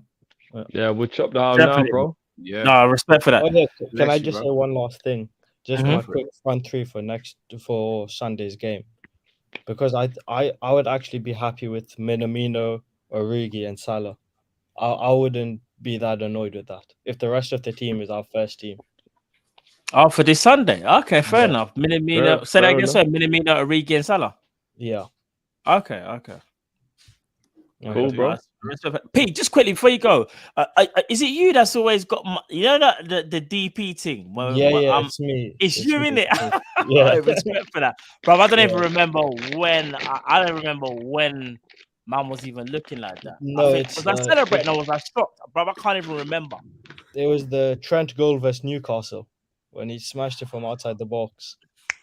Yes, I remember now. I remember when I did this. Yeah. You listen, you lot don't forget nothing. Oh, yeah, big up, man. Yeah, big up, Pete. Okay. See you next week. Take care, bro. Big up, man. All right. So the first question: who will you be most upset with if their contract doesn't get renewed? I understand where he's coming from in the Bobby situation in terms of personality. It's like touching on what I said earlier, isn't it? Yeah. I think Bobby's the best character out of all of them. I think definitely. But Mane. Oh, in terms of like everyone, Salah. Salah will be the one that will hurt Liverpool the most. Yeah. Salah would hurt me the most. I think Salah. But you know, I'm gonna be honest. I don't even want to think of a Liverpool without Firmino, Mane, and Salah because they were the crucial. I say crucial. There's obviously a lot of other people like Trent, Robert, but you see that front three that remember at one point people always used to say Liverpool's front three is like the best front three in world football. I don't want to think about it when they're not there. When one of them ain't even there. To think of a Liverpool without one of them not being there will be weird. And especially if, say, for example, here's the thing. I can see Firmino potentially going to Spain, you know? And I think it would suit his playing style. 100%. Go Spain, do your thing. You can still be great for like another 3-4 years because of your playing style. I don't even want to see that because it'll be weird. Like, imagine if you're having to play against him and even a Mane, like, people always say Salah, but people, let's be real for 1 second. I don't think if Sadio Mane leaves, he goes to a Prem team, but let's say he goes abroad and we face that team abroad. Are you telling me you're not going to find it hard to see my man? And I know I'm being sentimental here, but I don't even want to see it, bro. It just be weird. And then Salah to top it. Yeah. It's crazy to think about players having to play against you when they eventually leave. Like at some point they always do, but man, it's crazy. Who you guys rooting for? Dylan White or Tyson Fury? I'll be rooting for Dillian. But Tyson's gonna win the fight. Yeah, because he's the better boxer, isn't it? He's a superior boxer. Arsenal gas. It's real. We know this, innit? We know this, but I do think there are some players who they rightly big up. But like when the problem with Arsenal, in my opinion, is they go way overboard. Like the whole Tierney comparison to Robertson, that never needed to be made. You can say Tierney's sick without having to compare him to Robert. You can say like Ben White's sick on the ball without comparing him to Matip. Like I think the problem is Arsenal try and compare their players to who are probably perceived as the best in their positions in the league, and I think that's where they fall down. It's an inferiority complex, Cal. Yeah, small man syndrome. Yeah, it's a real thing. If I'm 5'2" and I walk in the room and everyone's 6 foot, I gotta make sure everybody can hear me. Yeah, yeah. You're still the smallest man in the room. Yeah, it doesn't matter how loud you shout, innit? Like, it is what it is, man. Leave them. And as I said earlier, bro, self-awareness, bro, it's not common, bro. You see how common sense ain't common. Neither is self-awareness, bro. So many people just don't get it. You're right. Don't compare Ben White to Matip. Just enjoy Ben White. Like, what are you doing? That's what they do, man. But what I hear are you doing? What they do, though. You know what I mean? What are you doing? Konate, is he better than De Ligt? Ooh, I mean, you know what? I'm gonna say this. You see, De Ligt's playing majority. See, I think right now De Ligt's playing kind of week in, week out, yeah. And even though I think De Ligt is serious, I'm not gonna lie to you. I think Konate might be better still. I think De Ligt is more all action, so sometimes he can look better. But Konate is, in his own way, Virgil-esque. like Virgil-esque. So like you see Konate, you don't always see Konate all the time, like chasing after a man, whatever. Like sometimes he'll just nip in, get a challenge, nip in, shoulder barge, man. It's different playing styles. I think Konate being 2 years younger definitely has the highest ceiling. Hmm. You know what it is? The best way to put it. Imagine Konate at Juve and imagine De Ligt at Liverpool. I think that's the best way to like. Who do you think would like be better? It's hard. I can't even front it. It's hard. I think De De Ligt's Ligt might better be now. slightly. I think De Ligt's better now, but I think Konate has the ability to be better. Yeah, because I think if I'm talking about on the ball, like just passing, maybe De Ligt. Maybe. I'm just thinking of it now. Because De Ligt is kind of serious, I can't lie. But yeah, it's mad. They're both serious defenders, though. You need to put them in that fly machine and merge them together. You need De Ligt's brain and you need Ibu's body. You need to like merge them together. Yeah, because I think De Ligt can just read the game a little bit better at that at his stage. Sorry, but again, age, innit? And then rotation. Pete made some good points. We all sit here and say Klopp struggles in terms of rotation. At the beginning of the season, he was rotating a lot with defense. Now he's rotating a lot with the midfield. Now they're all back. Up front, he started rotating with Diaz and Jota when Jota was fit. Maybe we were wrong about Klopp, and maybe he did want a slightly bigger squad, and maybe he's now just getting used to it as well. What do you guys reckon? Yeah, I think he's going to take some time to get used to. And the one position in the pitch he always used to rotate was midfield, because it was the only part of our squad that we had the ability to rotate. That's why he never used to rotate defense and attack, because he didn't have anybody to rotate. If you go and check the tapes from the beginning, Klopp rotated all the time. He's Zabiri. You're laughing at Zabiri. I'm not going to lie. Zabiri and Jamrock having a conversation, and it's hilarious. Big up Jamrock as well. Big up both of you. Big up both of you. I swear, Zabiri needs his own show still. He does. He really does. In fact, it might have to be the Zabiri Jamrock show. Not Jabri. Did you breathe again? No, he's certified. Zabiri's certified. Zabiri, you're a legend. And so are you, Jamrock. You're both legends. I swear, you lot need your own show. I swear down. That man just have that brotherhood. Jamrock's comeback's hilarious. Oh no, you two are goats. I'm telling last you. caller, he's waiting nice and patient. Nareet, thank you so much for waiting, bro. How are you? Nareet, the last caller, big up. Can you guys hear me? We hear you. Yeah, man, we can hear you, bro. Yeah. Big up to you guys. I called. Yourself, bro. Sorry. I said, big up yourself, bro. I see you with a Liverpool backdrop. Yeah, I called around, I think 3 weeks ago, and Matt, you weren't here. So Matt wasn't here. I was gonna say Matt doesn't remember. Matt wasn't here. Yeah, I was there, bro. So big up yourself. So bro. yeah, it's my second time. So there's only one place to be on a Friday night, and that's Kop-Ish. Come on, love, man. Yeah, big up to you guys. So since it's the cup final weekend, I wanna give you guys a little quiz. About the last time we won this cup, which was obviously 10 years ago. So. Question number one, what was the score after full time and extra time? That's for Drift. Okay. And for the penalty shootouts, what was the final score for Matt? And which players scored and which players missed in the shootout? And Kal, because you seem to remember everything. That was a bit sticky still. So in what minute did the players score in the game? Oh, so if you want to act like Neo, Cal, these are the kind of questions. Bro, I'm not gonna lie. To get this right, you don't have to be so accurate. You can be wrong by a minute or two. Hey, you got 59 seconds either side. 2 to 3 minutes. 2 to 3 minutes. But yeah, obviously we beat Cardiff. But yeah, I want you guys to answer those questions. Okay. And one last question for the three of you. I've been enjoying all these content about the best 11 of all time and all of that. It's a great content, and obviously, I wanted to bring this up, the opposite, the 11 flop signings of all time for our club.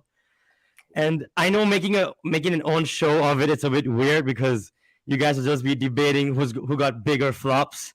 So yeah, 11 flop signings of all time. The formation is 4-3-3. So I'm gonna start by saying Karius. So to define who's a flop is just players who didn't live up to the expectations and who didn't live up to the price tag, basically. So injuries do count as well, you know. So yeah, you guys can go in any order. Just say one player for each position. You don't have to discuss or anything, but I'm gonna say Karius in goal. So it's down to you guys for the remaining 10 players. So yeah, just a quiz and a quick game as well. That's it for me today. We'll have some fun, bro. We'll have some fun. Big up as always, though, man. Yeah. And I hope the people make sure they go and subscribe to your channel as well, man. Keep doing your thing. Thank you so much. We're hoping to get back recording by next month. So, it should be good for man, Champions League content for the league. Good. So yeah, hope we win on Sunday. And thank you to you guys again. Keep on doing the amazing stuff. Like I said in the last show, the last time I was here, but yes, thank you a lot. Man. And big up, man. Make sure you jump in before you restart the channel. We'll make sure we let people know where to come to find you, bro. Thank you very much. Big up, man. Love, bro. Big up. Take care, bro. Good night. Thank you. I feel a little embarrassed right now though, because I don't know if I remember the score correctly. I don't remember. I'm no shame in my game. What's Max, Cal, stop looking down because I don't know if you're googling or not. No. I'm looking at. I've written the question. Oh, I'm not googling. You're not gonna take some credit away if Cal gets these right. But like, I saw you googling, bro. What are you talking about? I'm gonna be real. So your question was, what is the full time and extra time score? So I know this answer. Oh, full time and extra time. I think the end of extra time was 3-3. Am I right? No. Was it 3-3 at any point in the game? No. I know Fowler scored. No. 2-2. No. Fowler should have been the right final. Hold on, sorry, wait a minute. Years ago, brother. What am I thinking of? Yeah, you know what? I'm thinking of 2001. Sorry. Yeah, you are. No, 2001. Sorry, I'm way off base. I'm thinking of 2001. My bad. My thing was Mighty McFly. Sorry, I'm thinking of You should have bought that book. I'm thinking of 2001. Oh my days, my bad. I know who missed the penalty that made us win. Hold on. No, that's Matt's question. Drift. I know. I'm not going to say it. I just know. Hold on. So I know the answers to your question, Drift, and Matt's question. My question, I'm fully in the mud. Was it? Oh, hold on. So was it 2-2? So full time score is 1-1. An extra time score is 2-2. 2-2. Okay, yeah. I kind of thought. Okay, yeah. I'm trying. Yeah, I'm trying to slowly remember. Yeah. But that was a long time ago. Your one, Matt, was what was the final penalty shootout score and who were the scorers for Liverpool? I can't even remember what I had to eat 2 days ago, and I love my food. This is what happens when you listen. All right, so hold on, repeat the question. I'm actually thinking. Repeat the question, sorry, one more time. The penalty shootout. I'm covering my eyes so everyone thinks I'm gonna. People like to think I cheat, so I'm covering my eyes. Go on. The penalty shootout score and the scorers. I can't believe I got Birmingham and Cardiff mixed up. Right. That is an that's L. a madness. Penalty shootout score. That is an L. Oh my God. I'm looking at it. I think I might put it in the chat. That is an L. Penalty shootout score. This is fucking hard. I'm gonna 4-2. So this is 4-2? where someone in the chat. And I'm not looking, by the way. I'm looking away. I'm looking behind me. 4-2. So it wasn't 4-2. It was 3-2, I believe. Or 3-1. It was 3-2 or 3-1. Do you remember the penalty goal scorers? I remember who missed for Cardiff. Can you name the start 11 and I'll tell you the penalty scores were? That's the only way I can remember. Starting 11 was. How am I going to Pepe do in it goal. by side-eye people? People must think I'm a Yeah, robot. so Naric's just confirmed. So starting 11 was Pepe in goal, Glenn Johnson, Skirtle, Aga, Enrique. Then I think it was Downing, Gerard, Charlie Adam Henderson, Andy Carroll Suarez. Was that the same team that started the FA Cup final? I'm gonna be real. I'm gonna rip off the band-aid. I can't tell you. So I got to tell you who missed. So I can help you then. So I'm not. Pepe number one was Gerard, I think, and Gerard missed. Then, if I'm not mistaken, Charlie Adam missed his one. He skied it, if I'm not mistaken. Stuart Downing scored his. Dirk Kuyt scored, I believe. I can't remember who scored our third. I can't remember either. Narit, you're gonna have to help me with this one. I can't remember. I just remember who missed Cardiff. That's the only Andy bit. Gerard missed the final. Yeah. I remember Andy Gerard did. Gerard's cousin missed them. Yeah, symbolic. But I know we missed our first two penalties, and it was Gerard and Charlie Adam. I can't remember. I know Downing scored one. I know Kuyt scored one. I can't remember who the other one is. Charlie, just about now that you said that. Glenn Johnson scored his penalty. Glennis. Okay. And Glenn hit the post early in the game as well. Now this is I'll be honest, Narrit has completely screwed me over with this one. What was your question, sorry? What minute? Goal 4 times. I'm not gonna lie. Within a 59-second ballpark, Matt. Yeah. I forgot I got grace period. Hello. All right. Hello. So I know, if I'm not mistaken, Kenny Miller scored the first goal. I'm gonna say he scored around 18 minutes. Fam, I don't even. I'll have to go. Do you know what it feels like? You don't know that game where the counter's going across and you have to stop it when it gets in the middle of like a buffer, and then the better you get, the smaller the buffer gets. Right now, Cal's trying to fit it in like a buffer like this. So we scored the first goal. Kenny Miller, I'm gonna go 18 minutes. Martin Skirtle scored our equalizer from a corner which came off the post. I'm going to say 63 minutes. Do you want us to actually look this up? Do you want me to look this up? Yeah, if you can. I've taken my screen, my live chats off at the moment. So if any super chats come in, just start them as well. All right. So then Kuyt scored in extra time. I'm going to say 103 minutes. And then they scored the equalizer. Their defender scored. Have you found it, Matt? You're trying to find it now. Hold on. Give me one second. I'll get it. No. So all right. So I'm saying 18 minutes for their first goal, 63 minutes for our equalizing goal, 103 minutes for Kuyt, and I'm gonna go 116 for their equalizing goal. Take it to penalties. Oh God. All right, hold on. I need the goal scorers, man. Hold on. Let me try and find it. Hold on. Hold on. Oh, it's giving me the wrong game. You know why? It's giving me the wrong game. Hold on. What did you say, Cal? I think I might have found it. Hold on. So 18 minutes for Kenny Miller's goal. Hold on. Does not give me the actual. I need the facts, bro. Yeah, 2012 league final. Thank you. All right, hold on.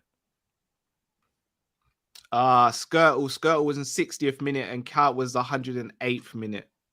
Right, people are quick with it, boy. Yeah, they're mad quick with it, bro. Because my computer plays. So 3 minutes off with Skirtle and 5 minutes. Final. I'm not even gonna lie though, Cal. To even be that close is impressive. To be honest, that's crazy. I can't even lie. To even be that close is impressive. Yeah, that's very impressive, bro. That is impressive. Yeah. Cal's the type of guy to remember what he had for dinner in 2012 as well. Nah, Liverpool, the Liverpool stuff. Your memory is I'm not gonna laugh, fam. It's on a different planet, bro. I can't even front. I remember that going well. I went to watch that game with my friend Chris. We went to a bar. I think it was up in London. And I remember sitting there, my Liverpool top on. A Cardiff City fan come up to me and he was like, what's that? And then poked my badge in it, my Liverpool badge. And I'm not gonna lie, there weren't a lot of us each other, and we were like, could get sticky if we lose, you know. And I said to him, we even said to each other, when we win, we're gonna have to duck out of there kind of quick as well. It would have got real sticky real quick.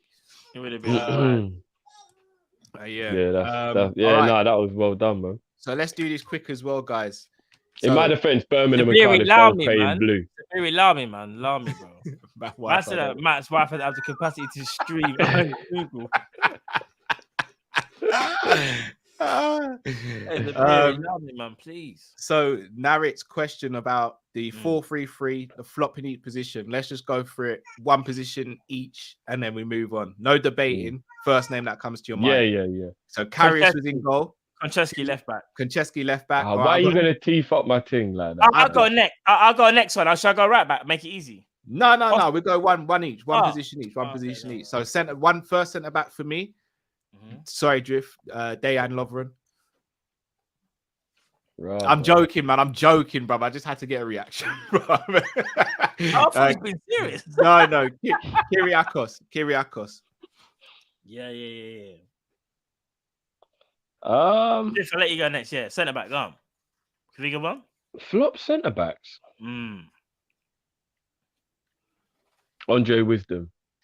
Oh, that's harsh. Right back. Just because I don't think he lived up to expectation. More so. Yeah, it was a bit hard. He wasn't a signing, though, Drift. So I'm gonna have to get you for another name. Ooh, technicalities, right? Have you come from the youth team into the first team? I've got one for you. Drift, I give you a hint. Drift. I give you a hint. He's a centre back by trade, but we never played him there.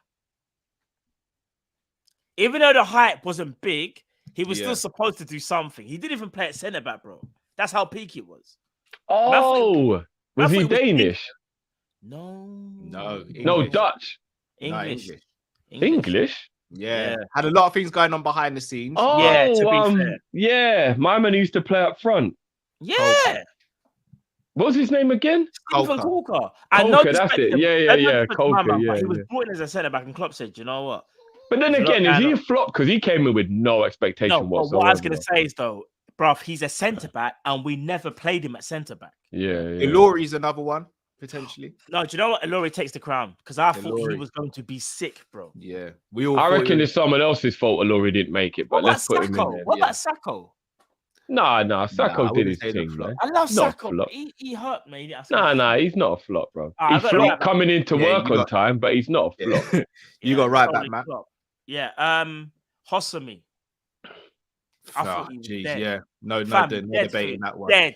Don't even worry about Hosami. Let's move on. He's so dead. Yeah. I get DM in it. Poulsen. Oh, Christian Poulsen. Yeah. Mad thing. Next to him, I'll put Charlie Adam.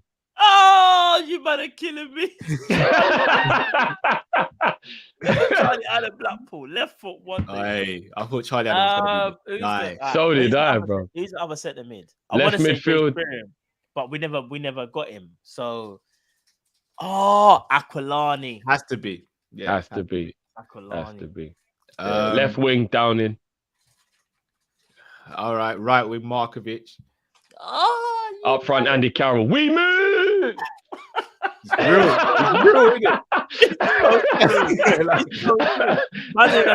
Actually, do you know what? Someone put a good name there. Actually, Voronin. No one's a bigger flop than Andy Carroll. All right. No, record signing, bro. No, someone actually put Ryan meant to take the place of Fernando Torres. I'm not having a disrespect to Ryan Babel. No. Joe Cole's in that list as well, still. Bruv? I think at that end of his career, it's a bit harsh to say flop. Like Gerard compared him to Messi, bruv. But you've got to do what you've got to do, innit? No, how old was he when we got him? About 31, 32? He was only about 29. Was he that young when we got him? Yeah, bro, but he was done. That's how you know in the 90s, the man that ate pie and chips, innit? That's how you know. There's no way you could have been that out of shape at 29. That's mad. 29, bro. He was the same age as James Milner when he signed it. Look at the state. Yeah, that's peak. That's fam. peak. Do you remember he got sent off in his first game against Arsenal? Yeah, Arsenal. Yeah, high foot talent. Remember the state of him when he had to run like for 40 yards. Yeah. It was a hard watch, bro. I can't remember. Hey, Pete Joe Cole was an absolute baller. Pete Joe Cole was insane. But you see the Joe Cole that we got? He suffered under Mourinho. He suffered under Mourinho. Yeah, he did. It was the injuries that got Cole as well, wasn't it? It was the injuries. Yeah, that and just he couldn't get to express himself fully under Mourinho. Get through the super chats. Alex George, 20 leg kicks from Aldo or one headshot from Ngannou? One headshot from Ngannou because it'll be over quicker.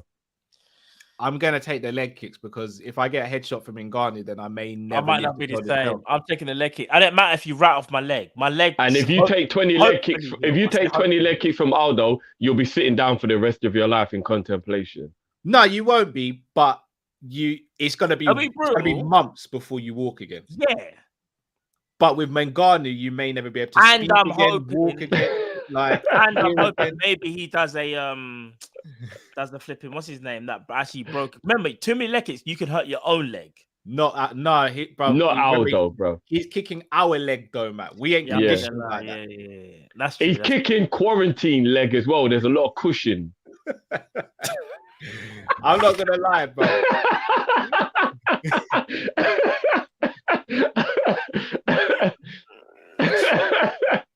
I've eaten leg kicks. It's horrible. I'm not gonna lie. I don't think I could eat more than like 4 leg kicks in the same place as well. In the same place. Horrible. You see them ones there where you just step up when someone hits you in the same place. It made my belly hurt. That's how much. Man got a leg kick and shit himself. That's peak. It made my belly hurt. You know that feeling where you just feel nauseous? That's how my belly felt, bro. If your leg goes numb and your belly starts hurting, you're in problems for real. Yeah. So imagine 19 more after that. Yeah, maybe it might be in Ghana. But it's like when they say, what would you rather do? Be attacked by a lion or a shark? At least the lion kills you straight away. Yeah, for I'm not getting mangled by a shark. The shark's going to play around with your Clark, bro. Man said mangled and dangled. Trust me. Mangled and dangled, you know. Mangled and dangled. Dirty. That's I'm not about that life. Oh man. Sam Max Legend says, great show, guys. Just got from birthday celebrations in Venice. Yes, big up. Thanks for the great messages. Save this for tomorrow, but I think Stinker Man at Tuchel will go 4-5-1 or 3-5-2, stick the game out and try and nick a win a la 2021 Champions League final v City. I think he will try and do that. Yo, Sam Max, big up yourself for your birthday as well, brother. Yeah. You're not going to drop the beat yet because there's a couple other people in the chat. Frank Nolan, big up on your birthday. And I think I've seen one more. LFC, big up on your birthday. We're gonna drop the beat for you all. Big up, man. Big up, man. Enough love.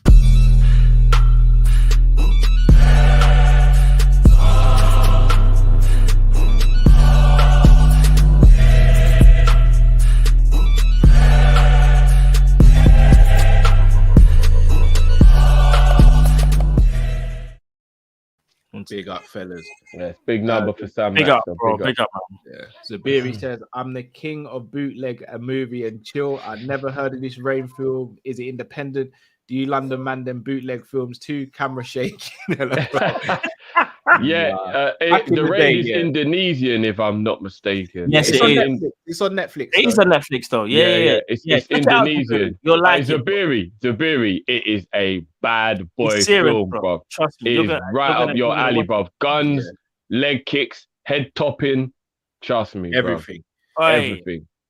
LFC Aaron, do we have to look at Firmino's injury record? We do it with Thiago and Naby. I love Bobby just asking the question. That's only recently, though. But I get what you're saying. Because really, Bobby's been immaculate for other than the last maybe 12 months. But that's the worry, is his body starting to break down. Yeah, that's what. Yeah, I wouldn't even go back as far as 12, man. I'd probably only say like this season, really. No, because even last season, he had a couple. We was like, oh, is he starting? Did he?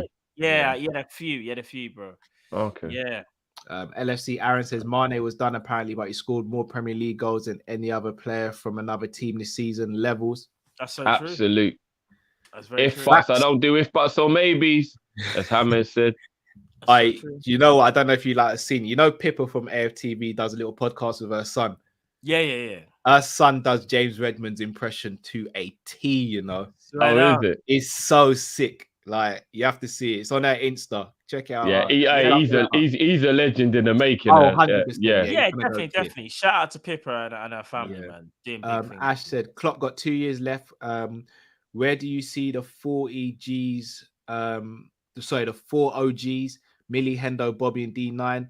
Millie is a foot soldier. I see Klopp keeping him in some way. Hendo obviously stays.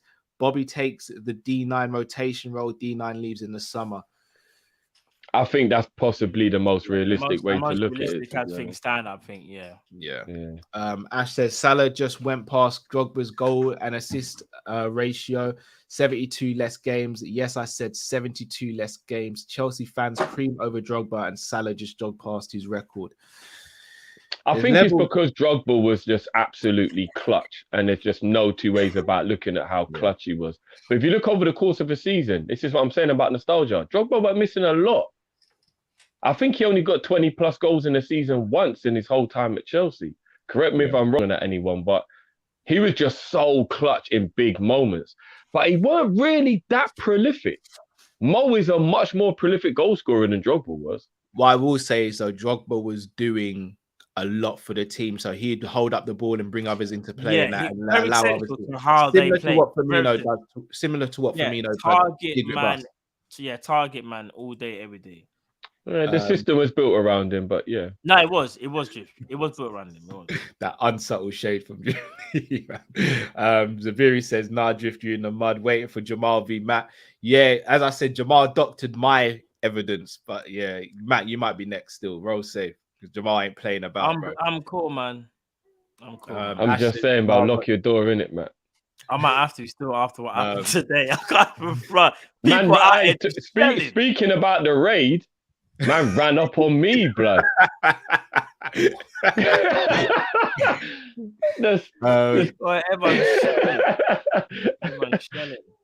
Jamal has got tapes on Weinstein and Prince Andrew, and now Drifty G's. Jamal, I had tears laughing. Drifty, you're a legend. Football is emotional. Yeah, I'm definitely the most guilty of being emotional when it comes to football. That's cool, man. You'll never walk alone says Team Kopish, where can I buy the hoodies? They will be they're available, but we're just changing distributors at the moment, so everything will be live very soon, and we'll have the link ready for you guys to purchase. We'll announce it soon as soon as with some new designs as well, which I'm looking forward to. Yeah, indeed. Zabiri says, Matt, I'm sorry, but I'm consuming this right now. My boxes are done. Mac and cheese, fried plantain, avocado slices, rice with mixed veggies. Peak. Bro, are you having a washout, Zabiri?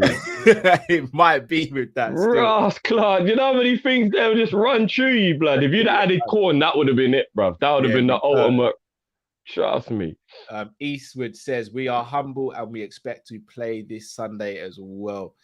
Hashtag Origi and Diaz security. Big up. The clientele's going up, Eastwood, I see, Yeah. Kadir says, Kopish in the shower hits different. Fair enough. Fair enough. Jamrock says, we're clean with it. We're clean with it. That's what we're clean. We're clean with it. I like that. Well done. I like that. We're clean with it. I like that. Jamrock says, the lit for Fafana, Botman, or Schurz, who's better? I'd want Fafana out of that list, if I'm being honest. I'd want Fafana, but I think the lit is the best on that list. Okay, that's cool. I think Botman will be a very good acquisition for Newcastle. I reckon they'll go back in for him in the summer and get him this time. Yeah, I reckon. Lee says Jamal best calling of all time. Why? Are you not enjoying watching me get gunned down in OK Corral? No, bro, come on, we'd never do that. But I'm not gonna. It was funny. As John said last time, man, them coming here started pumping me up, and Cal just watched. It's just like I couldn't even beat him, brother. I said he sat back and watched. I saw him through the corner of my eye, man. He was like this, bro. Man, I'm not gonna lie. Do you know what it is? I was just bad though, because I was one of those guys. You know when you go to help your brethren, but man hesitate. Man was like. Man hesitated still, where Carol literally was like, no. Nope. Zabiri says, real question, where's man like Billy Cometio? Was he really in the chat last summer? How is he developing? Bless up Billy. Time at a master. I don't want to say too much about played him. in the under 23s today, I believe. Yeah. Alongside Reece Williams. He wasn't the truth. That was a PR spin. I agree. And there was a game that he played, and I'm not gonna lie, me and Drift went absolutely to be fair, it was more me. I remember I was leading some rampage on him, and it wasn't the fact of how good he was. It was more about the PR spin that they tried to put on us. Yeah. Like I was saying, like, remember, like, because me and Drift kept on laughing at. Imagine this, like FSG trying to convince us that this guy should be our fourth choice. Because remember, that's when we had Fabinho, Matip, Gomez and VVD. But Lovren had just left. Yeah, no, I think VVD was injured. Was VVD? No. This was the PR started in pre-season. Yeah, basically, he was the fifth choice. I think he was, right? No, he was going to be the fourth choice. A lot of people thought he was going to be fourth choice. That's it. He was the fourth choice, and then they tried this thing with us, and we just didn't buy it. And we saw from the game that yes, he has potential, but just because my man's athletic, it doesn't mean that he's far from finished. And I'll be honest, he's not even that athletic. He was just tall. He's just big, isn't it? He's just a hench guy. He was just tall and built, and then straight away even my daughter just went, he's a monster, and I was just like, she didn't believe. Like, to be honest, the PR spin has hampered his career a lot. It really has. It has. Because our fans have turned on him now, and it's not even his fault. Yeah, man said Billy the Kid, you know. Yeah. But they tried to spin that one so much. Man thought it was Young Guns 1 and 2, blood. Trust me. No, bro. Dado says, enough love to my Kopish brothers, Matt Drifty and Cal. Big up, Dado. It's been a while since we've seen you. Yeah, man. Big up, bro. T1 says, which trio would have flourished more under Klopp? Mane, Salah, Bobby, or Suarez, Sterling, and Sturridge with the rest of the current squad? Also hope, well, I'm not going to read the last bit, brother. I'm not going to read that last bit because we don't hope that. We don't hope that, T1, but big up for the super chat. What are you lot saying? Mane, Bobby, Salah, or Suarez, Sterling, Sturridge? I think what would have stopped the Suarez, Sterling, and Sturridge front line from being as good is that Sturridge can't press, whereas all three can press in the others. And I think that's where it would have, because the way we play, you have to have everybody pressing, and Sturridge just wasn't quite up to being able to do that. And no disrespect, I'll say my 1 cent. Sterling doesn't compare to the other two, in my opinion. So let's say you do like kind of. Yeah, I didn't want to be shady, but and that. Sterling's the one, and I rate Sterling. I don't think he's at that level of a Mane or a Salah. Like, and that's not me taking anything away from him. I just think if you have to go take away what you want, bro. But go play for player, left for left, Mane is better than Sterling. Yeah. Well, here's the thing. If you're, theoretically, I think Suarez and Sturridge are better finishers than Mo and Mane, but I think Bobby's a better finisher than Sterling. Yeah, I agree with that. Even if you're right. But if you go left for left, who's better? Mane, Sterling. Right for right. You just have to put Sturridge there just for argument's sake. If you're lining them up, it's Salah. Striker, obviously, it's Suarez. No, do you know what? I don't think it's even that, guys. I think it's Suarez left, Sturridge down the middle, and Sterling right.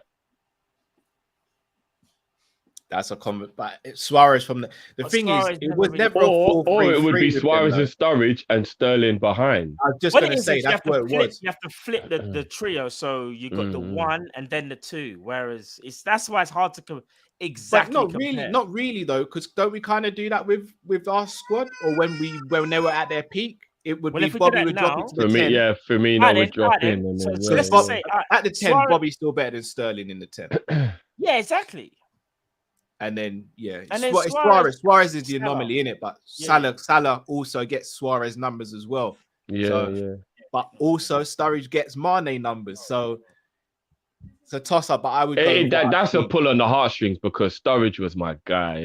So Sturridge, I'd love to interview Sturridge one day. Yeah, Sturridge We've was been my trying for guy. so man. long to get Sturridge, man. So if anyone knows a way to get him, let us know. Hey, please. trust me, I've been trying to get hold of Sturridge for. I felt like Sturridge was just man them playing for Liverpool. It just felt so real. You know, it just felt real, bruv. Just like one of us made it, innit? Mm. Yeah. Bajan Barnes says, fellas, bless up. Go check out Spud Webb or Nate Robinson for dunking a basketball, both Facts. under 5'9". Let's Facts. get this cup. You'll never walk alone. Nate I'll Robinson. have But to can check they that out. dunk though in a regulation 10 foot? Bruv, Can they? Yeah. How can you be 5'9" and dunk in a 10-foot net, bruv? They got the hops. What kind of abnormal rabbit foot have you got, blood? Yeah, man moving like kangaroos, bro. Yeah, bruv, you're jumping exactly double your own When height, you see bruv. it, you're gonna be like, this ain't even real because they're not struggling. They're not struggling. That is mad. Telling you. I'm not gonna lie, that is on some rabbit foot business, man. That's madness, But bro. no, but you know what though? Big up anyone that does know D-Studge. I'm trying to really plug this thing. D-Studge, we need you on this channel. Trust because, me. Listen, Yeah. we've respected you from day. We wanna listen. For me, you still got a story to tell just about your Liverpool career. So listen, anyone that knows D-Studge or has links to him, please let us know. We'll be very listen, we'd love to get him on the channel. Trust me. Dado one says, never miss a show and back you guys 100%. Always love. Big up, bro. Big up, man. Big up. Dado's a day one. Big up, bro. Dado, man. Well, guys, we're gonna wrap up here. We are gonna be back at around 2:30 tomorrow for the preview. So make sure you join us for that. Yeah. Also, guys, if you watch back this show, make sure you switch on the live chat and check out Zabiri and Jamrock's chat in the chat. It's absolutely hilarious. Had me in stitches. Trust me. Big up to everyone who's joined us tonight. Big up to all the callers, to everyone who's left a comment, even if it's not been a super chat. Big up to you all. So much love. Really appreciate it. One more super chat before we head off. Jamrock says Suarez, Sturridge, and Sterling would have gone up a level under Klopp. You guys aren't taking that into consideration. They did that under Rodgers. That's very true still. That's very true. That's very true. I don't think Sturridge would have been able to, but his body would have kept up with the demands of Klopp, though. That's the thing, isn't it? Suarez under Klopp would have been ridiculous, though. Troy, send your comment again, bro, because we didn't get it come through. So send it again as a normal chat, please. But yes, we are going to be back tomorrow around 2:30 for the preview. Sunday, obviously, you know, watch along for that. Post-match, hopefully that'll be a celebration post-match as well. I think it will be, but I'm also hoping as well. And yeah, things are looking good, man. Squad depth, cup final, first of a quad. Roll on Sunday. I got a lot to be excited about. I don't mean to do this to you, Matt, but it's one of the ones I can't keep to myself. Right now, waiting for me, I've got chicken balls, sweet and sour chicken. Why are you not doing this? Udon noodles, special fried rice, sesame seed prawn toast. Man's trying to. I'm excited. All right, guys. I'm off to get some food. See you guys later.